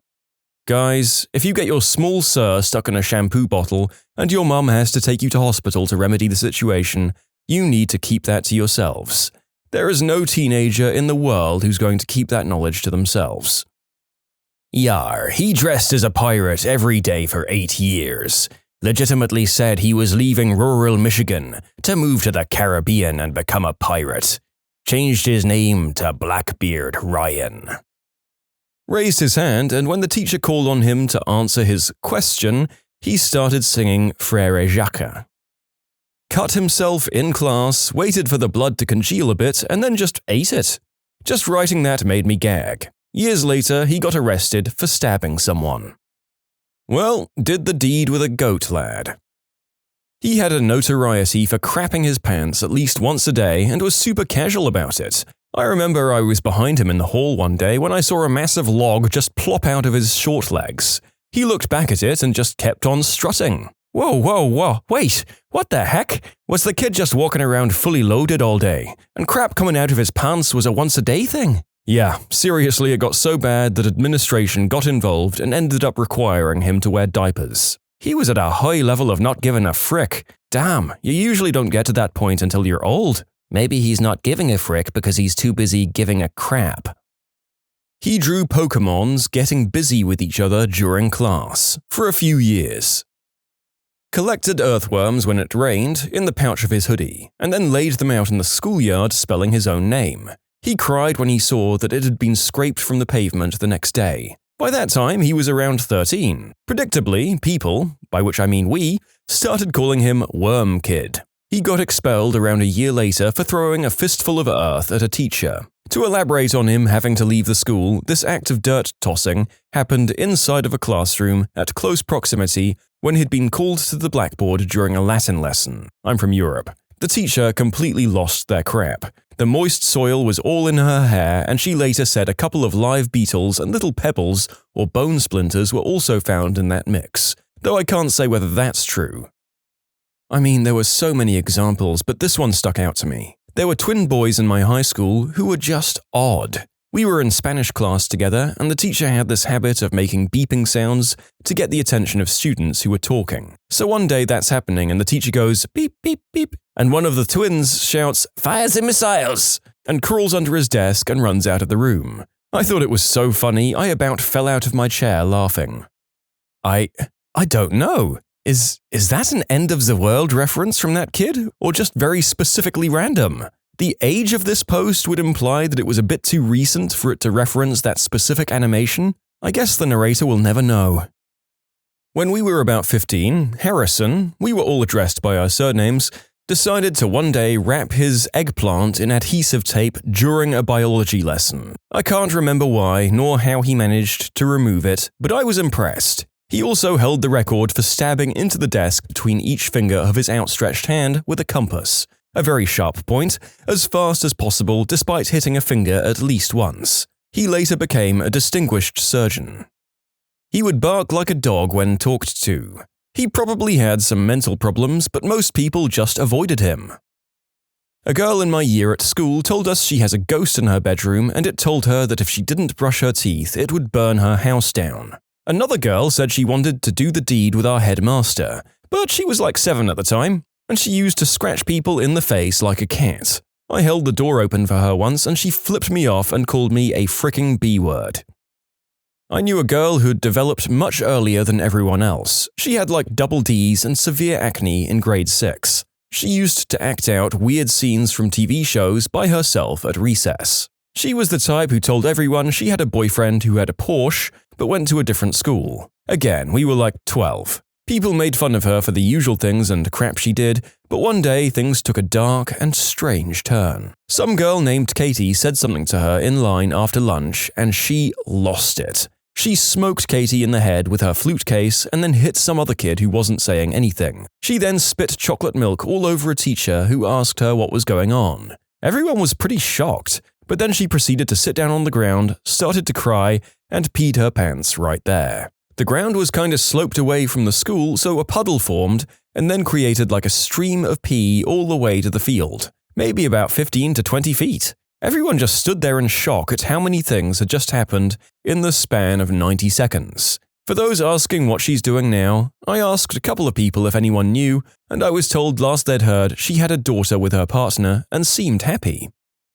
We were freshmen in an urban high school. He made increasingly wild claims like he had a bunch of illegal automatic weapons, he made poison darts and blow guns, his sensei could outrun an arrow fired from a bow, and he was learning how to do it himself, and that he had a nitro kit in his Trans Am that he used to outrun police. He was transferred to another school. The next I heard of him 2 years later, he had crashed into a brick wall and died while fleeing the police. The report said he lost control when he engaged his nitro kit. Ate a battery in class, peed in a bottle on a bus full of 60 kids, chipped his tooth sucking on a Tajin packet. All of his siblings are named the same name, Martin. Is his name Martin? Yes. You can submit your own stories to be featured here on the channel. The story submission link is in the description below. And if you want to listen to some vibey music in the background, check out easymode, also linked below, and subscribe. I'm not really sure what this guy did, but he was a fun guy to be around, presumably just ugly and visibly mentally ill. Once he said he was going to bring a surprise to a pep rally and got talked to by police, but it turned out just to be a bucket full of candy. He got nominated Homecoming King. Despite the principal trying to stop him from being elected, he won. He had a ton of school spirit too. It was really weird. And yeah, a lot of people have concerns about it being a Carrie type situation, but I don't think it was, as the kid said that the principal didn't like him at all and seemed to wait for him to make mistakes, just so that he could dish out a punishment. I overheard the guy talking about it with his friends, and I remember that he was called to the principal's office to talk about it. But he didn't say anything about the principal being scared of him, being teased or anything. My memory's a little hazy, but I'm pretty sure it was just because he wouldn't fit the school's image. That's what the kid felt, at least. I finally found out what made him the weird kid. He tore up a tree in the school parking lot and beat a car with it. Other than that, though, he seemed well liked. We had that horse girl. She always pranced around like a horse, would snort in surprise, that sort of thing. In grade 5 and 6, she always wanted to play horses. My friends and I told her that was so lame and then would go off to play wolves instead. Took a bite of a urinal cake because he was curious. Ugh. This one kid at the tender age of 12 found a used rubber in the gutter, washed it out, and then subsequently propositioned a girl in his class by showing it to her and asking her to do the deed with him in the toilets at lunch. I was the president of the improv club at my high school. The weird kid was a member. Now, remember that episode of The Office when Michael would interrupt every improv scene as a cop? It was like that, except this kid always had an evil or dark magic theme. Characters in the scenes turned out to be his evil brother from the Dark Outlands.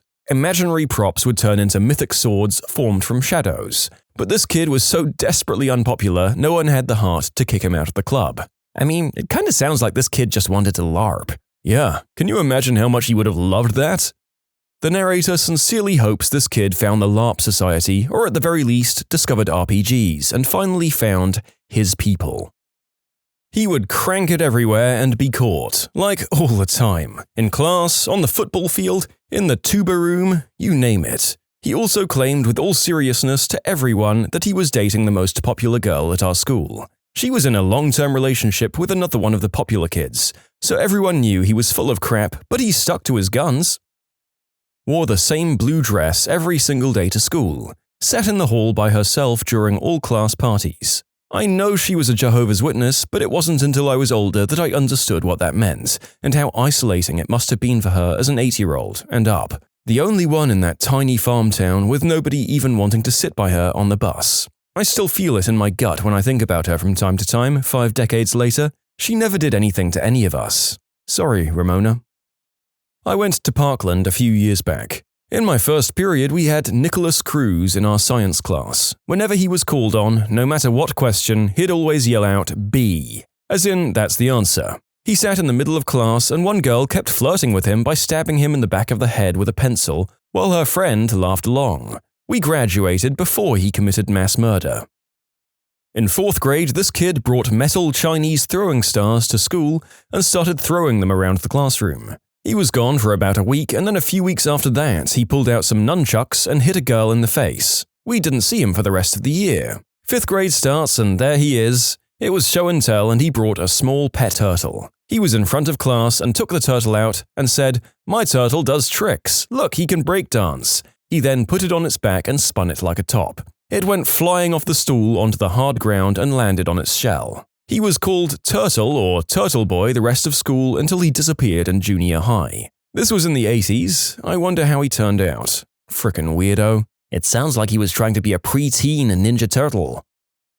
In high school, a kid had upper teeth like a horse, always out of his mouth and never brushed them. When a teacher was doing roll call and said if we had nicknames or alternate names we wanted to be called, his name was called and he said, "I want to be called Shadow," like an edgelord. He always never did schoolwork and instead watched Pokemon in class and played Pokemon while walking around the halls. He never washed his hands after going to the washroom, and multiple times I heard him moaning in the washroom stalls about different Pokemon and trainers, such as Gardevoir, Lopunny, Leafeon, Misty, Jessie, and a lot more. Every so often you'd see him also choking his chicken in the middle of class while staring at the teacher or some girls in the same class. Got into a fight with someone because he thought he was tough and wanted to show off to a girl. Also, never showered. This was all in grade 12. I'd like to mention as well, I'm not bashing Pokemon, I freaking love Pokemon. He would go around asking people, if you knew an alien that looked like, and he'd give a description, and you really loved them, would you do the deed with that alien? Alien description changed a lot from question to question, and if you answered him, he'd keep asking the questions with different types of aliens. Key point being that you always shared an emotional connection with the alien. Poor kid was just trying to sort out his alien fantasy, I think. This kid in elementary school who had to be the first at everything. And no, I don't mean like super competitive in sports or whatever. I mean he had to be first in line, first in school, first out, among other things. He'd be in front of the school before it even opened to the students, like 6:30 a.m. Class started at 7, waiting for that clock hand to touch 6:30 so he could sprint in and sit first in his class. He would sit near the very front of the class so he could be first in line. He would always, without a doubt, raise his hand as soon as the teacher asked a question to start the class. Most of the time, he didn't even know the answer. The teacher would pick him, and he'd start frantically looking for the answer, or he'd make stuff up. As soon as class ended, he'd sprint across the whole school so he could be the first out the doors. And here's some more weirdness. Every day during recess, he'd always hang out right next to the fence line closest to the school. As soon as the teacher would blow the whistle, he'd be right there immediately. The teacher would tell everyone to turn in their homework from the night before in this basket thing, and he'd grab it and book it to go turn it in first. Problem was, the basket was on the opposite side of the classroom. Remember, he sat up front. More often than not, I remember some poor soul or chair or desk getting in his way and getting trampled. He'd always be the first to finish his tests or quizzes. I never really paid attention to his grades, but I assumed he did fine since he never failed a grade. I remember blazing through a math test. As soon as I stood up to turn it in, he jumped in front of me and handed in his test first. I don't even know if he finished it. That boy had better be a NASCAR driver now. I just realized this was like 20 years ago, and I still remember him in great detail. The weird kid in my year basically started out as a meme. He was odd, socially isolated, talked to himself a little, nerdy, terrible at sports, cannon fodder for the popular crowd. We were, and still are, friends though. Freshman year, a joke starts going around that he should be prom king. No one takes it too seriously, but it's considered funny. French teacher picks it up and supports it. 4 years later, he's been so heavily memed, everyone loves him, and he gets elected homecoming king. Ha! Look at that. Crappy behavior and social isolation, leading to what seems like quite a positive outcome. Good for him. I hope his novelty value coasted through to some more tangible friendships. This was in 6th grade. She told everyone she was raised by wolves. She'd draw a paw print on her palm to show as proof, howled during recess, and would growl at the younger kids. There were times when she'd chase around the younger kids, and they looked like they were having fun, so I guess it was fine. But then she'd hide under the playground to meditate, but she was really just peeing herself. Then she'd come back out and continue to chase the kids. She also smelled really bad, like the whole classroom stunk because of her. Teacher pulled her aside a few times and asked her about her hygiene, but nothing changed. He was quiet at first, so me and my friends became friends with him. Months later, he confessed his love to one of them and got rejected and started stalking us by finding out where we lived and, more to the point, where we had to get restraining orders on him that he kept breaking. This was in middle school, 8th grade. Me and the kid weren't really friends, but were well acquainted with each other as we had a lot of classes together. One morning, yes, early morning, we go to our first class. There were big tables with 2 chairs on each side, so nothing was really separating us. My table was in the back of the room and he sat right next to me. Some time passes and I suddenly hear small but fast movements. I turn to see this kid figuratively whacking the mule next to me. And this wasn't any subtle jerk, this was one of those "I'm in the zone" jerks. I scream and 2 others across from us realize what's happening and they back away as quickly as possible. One just falls out of her chair and starts scurrying to the front of the room. He gets pulled out of class, and a few weeks later, everyone is calling him the AmITheA, because we were in math class when this happened. Looking back now, it was absolutely hilarious. In high school, our weird kid was a guy who was legally blind but could see general shapes and light. He was obsessed with the idea that he could be a truck driver, constantly made engine noises all the time. He was also grossly creepy towards anyone he thought sounded female. Like would feel people up because he said he didn't know because he couldn't see what he was touching. He did that to a couple of my friends. I was nice to him for a while, but he kept hitting on me because my voice was high, and eventually I dodged him in the halls. I feel kinda bad for him though. Lots of people would just go silent and still if he approached because he was so creepy. I did some low-level parkour to get away from him once. I think he might have been overcompensating for being blind, and I did want to be nice to him. But he was also definitely a low-key predator, because how does the school prove the blind kid is really doing that and not accidentally brushing them when he was trying to find his way around? Who was the most despicable defendant you've ever seen in court? Defended an old guy, kinda driver who hit and killed a mentally challenged girl who had run across 6 lanes of traffic against the signal. The guy did nothing wrong. The worst part about the situation was that we were being paid by the dead girl's family insurance company, who the family was suing for benefits. I defended a guy who sent number 2 through the mail to his ex-girlfriend from state prison. I don't know how it got past prison officials, but it did and he didn't deny sending it. However, we went to trial because he wanted me to argue that the number 2 was expressive speech and thus protected by the First Amendment. We lost. In short, crap case, we lost.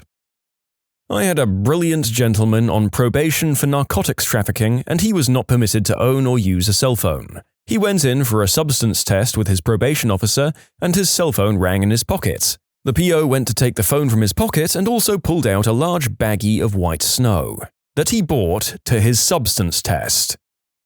So in my state, if you're in a relationship with someone or had been and you commit certain crimes, they get tagged as domestic violence. This tag gives additional penalties. Long story short, my client received a down-under kiss from a girl and then hit her. We went to trial because the state wanted to say that one beige was a relationship and my guy didn't want to do the domestic violence classes. So we took it to the jury who ruled that one such act isn't a relationship. I've always wondered how many beiges is a relationship. Prior public defender here. Cases involving crimes against kids are the worst. That aside, I once defended a very nice 80-ish-year-old man who'd been married for like 50 years, several kids, grandkids, and great-grandkids. He'd been charged with indecent behavior with a horse. Turns out, most of the community knew he'd been intimate with livestock for many years, and they'd usually look the other way. But I guess he went too far with the horse. He pled guilty to the felony, but of course got no jail time. It's quite funny that it was acceptable until this man was caught quite literally horsing around, if you'll pardon the pun. I wonder if he had restrained his behavior to simple horseplay, it would have been more acceptable. Although the offense itself wasn't particularly repugnant, I once had to defend someone who had been charged for driving with a suspended license because he was, quite honestly, in his and my opinion, on his way to an AA meeting to prevent himself from drinking. He was a very serious alcoholic who had been convicted of impaired driving several times, and he had found that the only way he could stay sober was by attending AA meetings regularly. On this particular day, his license was suspended because of a prior conviction. He lived quite a distance outside of town, and his friend, who typically drove him into town, cancelled at the last minute. In a panic, worried that without attending the meeting he had relapse and inevitably end up hurting someone else, quite possibly by driving impaired again, he drove his own vehicle, stone-cold sober, into town. On the way, he was stopped by the police and charged with driving with a suspended license. In court, I wasn't sure whether to tell the judge that despite the delay on the roadside and the laying of a very serious additional criminal charge to this poor guy's history, he managed to call his AA sponsor, who picked him up on the side of the highway and drove him to the meeting just in time to arrive only a few minutes late and stay sober for an additional 24 hours. Albeit with a reduced likelihood of the same positive outcome on the sobriety front the following day. My worst had to be the, quote, gentleman who spent years using his position to commit the unspeakable act. He videotaped it, so we had to watch at trial. We knew the reason he insisted on going to trial was because he wanted to see the video again. A buddy of mine is a defense attorney who takes a lot of murder cases. He said on a few occasions his defendants became visibly excited when the crime scene photos were shown in court. Just, ugh. Immigration law often intersects with criminal defense law, since having criminal convictions will get you banned or kicked out from many countries. In my first year of practicing, I had to argue for a man convicted of a laundry list of awful offenses against his daughters to be allowed into my country, in order to help care for his disabled young step-granddaughter. Reading the details of what he did to his daughters was horrifying. The now adult daughters wrote letters saying they'd forgiven him and had no problems trusting him around their own kids. I just couldn't stop thinking that this guy was possibly going to be left alone with a little girl who couldn't move or talk, let alone defend herself from a serial convict of some of the worst crimes you can do. Another weird one was a guy who had a felony conviction for threatening and planning to kill his previous attorney. He needed to clear up this issue because of a job opportunity in my country. He sent me this bizarre manifesto about the government conspiracies to poison people via tap water and how it was all the fault of the homosexual girly men in powerful positions. I was scared I'd be his next target, because he'd clearly had severe untreated mental issues, and all it would take was one lazy or sloppy border officer to let him slip through. No details because of confidentiality. I had to work on a file doing research. The specific issues were whether it was possible to have accidental penetration, basically whether the wrong hole is ever a real thing, and if so, if it could result in tearing the butt and hoo-ha together to make one big unhappy hole. Short answers: apparently yes. Risk factors include inexperience in the bedroom, inebriation, and the dark. And as to the second, yes as well. Apparently there are very rare cases of consensual, regular adult fun times doing the same thing. So, I hope that image doesn't hit you at an inopportune moment. Oh, I had a guy stand out of a sunroof and point an AR at an undercover cop. The guy was on probation when this happened. Coworker presented a guy that beat and burned a kitten and recorded it. She had to watch the video and she came to my office crying afterwards. Screw that guy. Not worse, in so much as it was serious, but worse as in, God, do I really have to do this case? One time I was trying to defend a guy that was alleged to have thrown his own wee-wee in a woman's face. The kicker? The guy was an inmate and the woman was a guard at the prison, so it really takes things up a notch penalty-wise. Our defense? Her face tested positive for urea, a substance that is technically in human urine, but is also in an enormous variety of female beauty products. We basically had to argue that she put pee in her own face through one of these products, and they couldn't prove the defendant didn't just throw water on her. I mean, I feel bad for that guard. I wouldn't want someone to throw that stuff in my face. Criminal defense attorney here. I hate doing any adult video or picture cases involving prohibited subject matter. Not only is the crime usually completely reprehensible, but then I have to go and review the discovery myself, which I absolutely hate. Thankfully, haven't had one of those cases in a while. I also hate civil asset forfeiture, but for an entirely different reason. When I get a substance case where the client's assets are seized, not only do I have to deal with the criminal's charges, but I'll also handle the civil asset forfeiture because that's what my firm does. I hate civil laws, but it's quasi-criminal, so I can deal with it. But the whole asset forfeiture scheme is bullcrap. In my jurisdiction, if over 25k is seized, no criminal conviction is necessary for the DA to keep the money, which is entirely backwards. We'll still have the civil trial, but it's by a lesser standard than a criminal trial, as in proved beyond a reasonable doubt versus clear and convincing evidence. There was a movement to reform the asset forfeiture laws, but the DA's association opposed it and effectively killed the reform. Their reasoning being that the DA offices and police departments allocate and rely on asset forfeiture for a part of their budgets, which is essentially admitting that they have a cash incentive to rob people. Ugh, that's some bullcrap that I think is pretty common, sadly. In my country of origin, there was an investigation into police responding instantaneously into speed camera cases as opposed to more important, pressing time-sensitive matters because they were told it would affect their budget. Complete crap. Lawyer who did criminal work experience whilst training. I was part of the legal team that defended a man who killed his partner in their living room. We argued diminished responsibility, as in he was only guilty of manslaughter and not murder, as at the time of the attack he lacked the relevant mental capacity. Jury found against him and he was sent down for 25 years. Last thing he said to me was that he hopes he gets to go into solitary with his guitar and that he'd be better than Eric Clapton by the time he got out. This is a UK case, and the client had been in and out of prison all his life, so I assumed that he would know if he was allowed his guitar while inside. I took his word for it, at least. The jury didn't believe that his previous and ongoing psychological problems, well evidenced by expert witnesses, had an effect on his mental state to such an extent that he lacked the mental capacity to commit murder. They believed that he'd committed the act because he wanted to either kill or cause serious physical harm to his partner at the time. This is the men's REA for murder in the UK. No, I don't feel bad about assisting in his case. He was innocent until proven guilty, and in the UK we have equality of arms in criminal cases, which means his team has the same resources as the prosecutions. I said on a case like this once, manslaughter and time served for essentially the same crime, only the victim died in the hospital days later. The defense was able to successfully argue that her poor health contributed more to the death than the beating did. Probably the hardest part was watching the victim's family react to the verdict.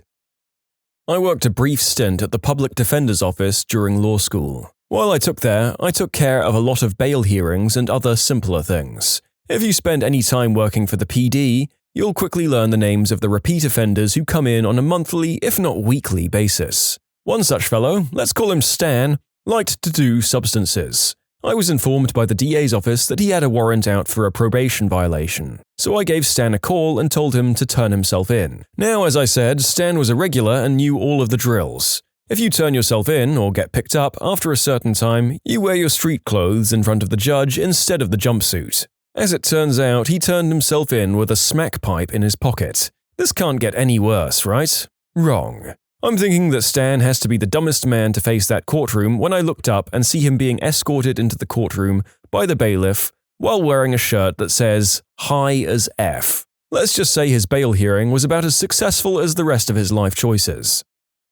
You can submit your own stories to be featured here on the channel. The story submission link is in the description below. And if you want to listen to some vibey music in the background, check out easymode, also linked below, and subscribe. Public defender here. This is a matter of public record and I still owe a duty of confidentiality. A client of our office was convicted of attacking someone, defined as a non-consensual physical contact, with motives to the unspeakable act. The alleged victim being a very young relative of the defendant, making it also a crime of domestic. It's by far the darkest case I've been assigned. I can say without reservation that he got a fair shake.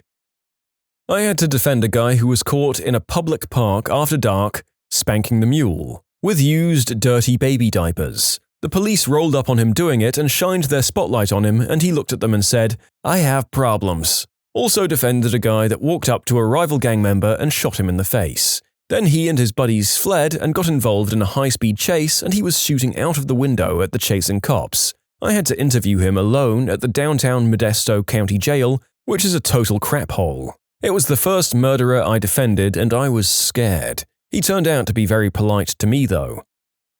Worst I had was when my client was charged with impersonating a police officer. It was the worst because it was so ridiculous. He was 70 years old and was going to the Social Security office. When he went through the metal detector, he had a police shield that he put in the tray with his keys and phone. He collected police memorabilia and liked to carry it around. The guard at the metal detector arrested him. Oh, that's really sad. I hope this got thrown out and that the old guy didn't get put through too much trouble. Unfortunately, there isn't much detail in the replies to the story.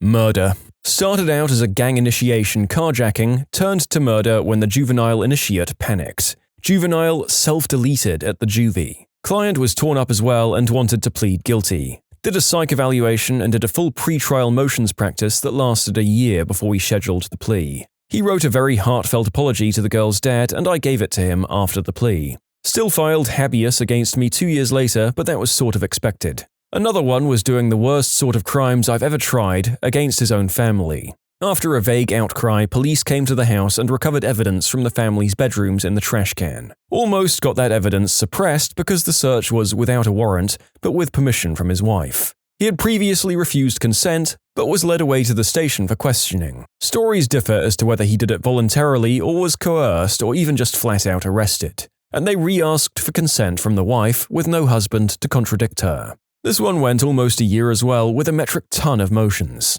In the end, what the police got from the search corroborated the witness testimony to the T, and he eventually decided to plea. But the one that affected me the most was a little kid who literally grew into a man while locked up for 2 cases. 2 cases of aggravated attacks and another case of armed robbery. He stayed in jail almost 3 years while the cases worked themselves out. In the aggravated attack case, he was alleged to have shot 2 lifelong gangbangers due to some dispute. He was a skinny kid, maybe 150 pounds, soaking wet, and these gangbangers were all over 6 foot and heavily built, and a long rap sheet each. Cross-examination on their records went fricking textbook. They each had about 5 convictions, and I asked about the first 3 and then let them hang themselves by saying how they're different now, and how that's all old news, and they don't do that no more. Right. And then you hit them with the subsequent convictions. You wouldn't think that would work, that they'd know their own record and they wouldn't fall for this trick, but they do. Every single time. Not guilty, but still locked up because of the armed robbery.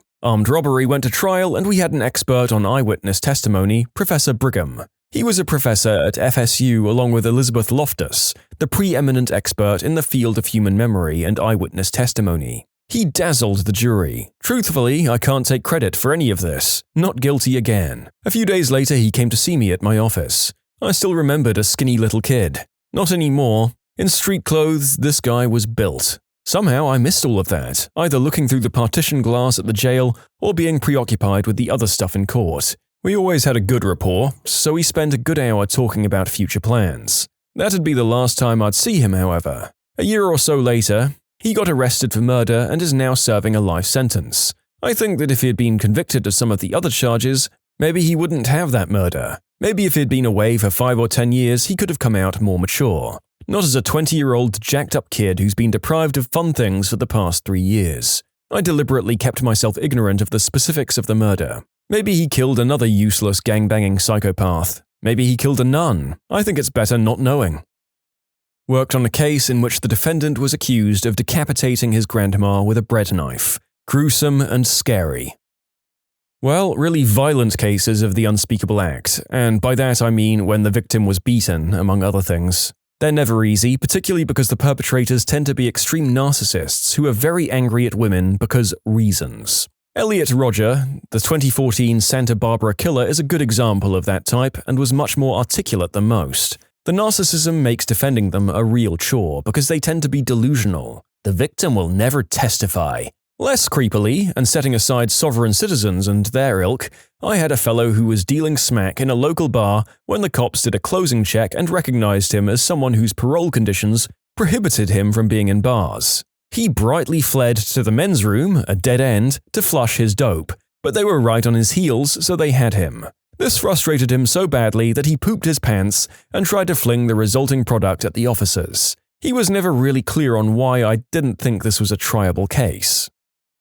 I had a client who was a narco in Colombia extradited to the US. Killed more people than he could count. Actually, lost track. A guy who killed another person in a road rage incident and shot his dog. Strafed bullets across the windshield to scare the guy's wife and then went home and went to bed. I could go on for days. A friend of mine's dad is a defense attorney. He once had a client who strangled a working girl to death because she laughed at him because he couldn't get hard after shooting smack directly into his eggplant. Her dad's half-assed defense was, well, Your Honor, in his defense, he was really high from the smack, so he clearly wasn't thinking. The guy was quickly sentenced to many years in prison. I mean, what else can you say in a case like that? I don't know how anyone can even do a half-assed job of something like that, let alone put any proper effort into defending a guy with so many problematic things going on at once. Takes a different sort of person to work as a public defender, I guess. The 90-year-old woman who routinely smuggled substances in her hoo-ha into prisons was more interesting than most. The gang murderers are pretty routine at this point. As a young lady, it's the ones who aren't killing in the name of territory, street cred, among other things that get to me. I was really affected by a particularly brutal, cold, calculated, sick 30-something man accused of murder. He was eerily calm and cocky about his encounter with an underage girl he met and chatted up for about 20 minutes that resulted ultimately in her drowning with suspicious surrounding circumstances. He was obviously disturbed and it was very unsettling just being near him. Images of him smiling for the news cameras in the courtroom will weirdly pop into my head on a somewhat random basis, and it still gives me the heebie-jeebies. The act he put on when he insisted on being put on the stand in a trial ruined him. He would have walked but for his ridiculous testimony. Within seconds, the jury, who'd been paying close attention previously, looked horrified as he told these stories and stopped taking notes. Their minds were made up as soon as he opened his creepy mouth. He was quickly convicted. We did a really stellar job in his case, but he dug his own grave. Justice was served. Copyright defense attorney here. Lots of people have been put through the ringer over BitTorrent downloads in the last few years. My favorite story is not from my client, but from the same case. During one of the first civil BitTorrent file sharing cases, it became clear to me, and the plaintiff, that one defendant was lying. The guy had erased his hard drive to destroy evidence after receiving the discovery request for the computer. He then reinstalled Windows and named the drive Squeaky. He put it into an encrypting USB enclosure and handed it over. It took them a while, but they figured it out. The guy got hit with a $250,000 judgment for 5 downloads. So the guy was fined $250,000 for downloading 5 items? Like 5 movies or something? That's not justice. You ruin someone's life for downloading a movie. That's totally unbalanced. Okay, I'll pop in. Years ago, there was a silent alarm that went off at the petting part of the zoo at about 3 a.m. Usually nothing, so the cops don't show up lights flashing and guns blazing, so they're walking around taking a look and find a guy on a stool just going at it with a cow. Now, this is one of the most unfortunate-looking human beings you can imagine. Dude is hideous, and honestly, you kind of feel sorry for him and understand that the petting zoo is a logical place, in his mind, to find partners. Cops arrest him and put him in holding. Because of the timing of it all, it was just before a shift change, so every cop working in the precinct has to come by and laugh at the cow puffer. Then they tell the story to all the guys coming on shift, so they all go by and do the same thing. We got an initial hearing that morning, it was a big city. When I tell the judge that story, he throws out the case and tells the guy that he's been punished enough by the embarrassment. A friend of the family is a lawyer who has a favorite story that he likes to tell. Basically, he had to defend someone who just randomly punched a stranger, a 90-year-old grandmother, in the face one day, in front of a dozen witnesses, evidently just because he was in a bad mood. The only defense he could come up to give before the judge was, "Your Honor, he only hit her once." When you subscribe, make sure to hit the bell to turn on notifications. Put the playlist on in the background to finish listening to all the stories, or if you want some vibey music to put on in the background, check out easymode. If you like Am I the Genius, give Am I the Jerk a shot. Everything linked in the description.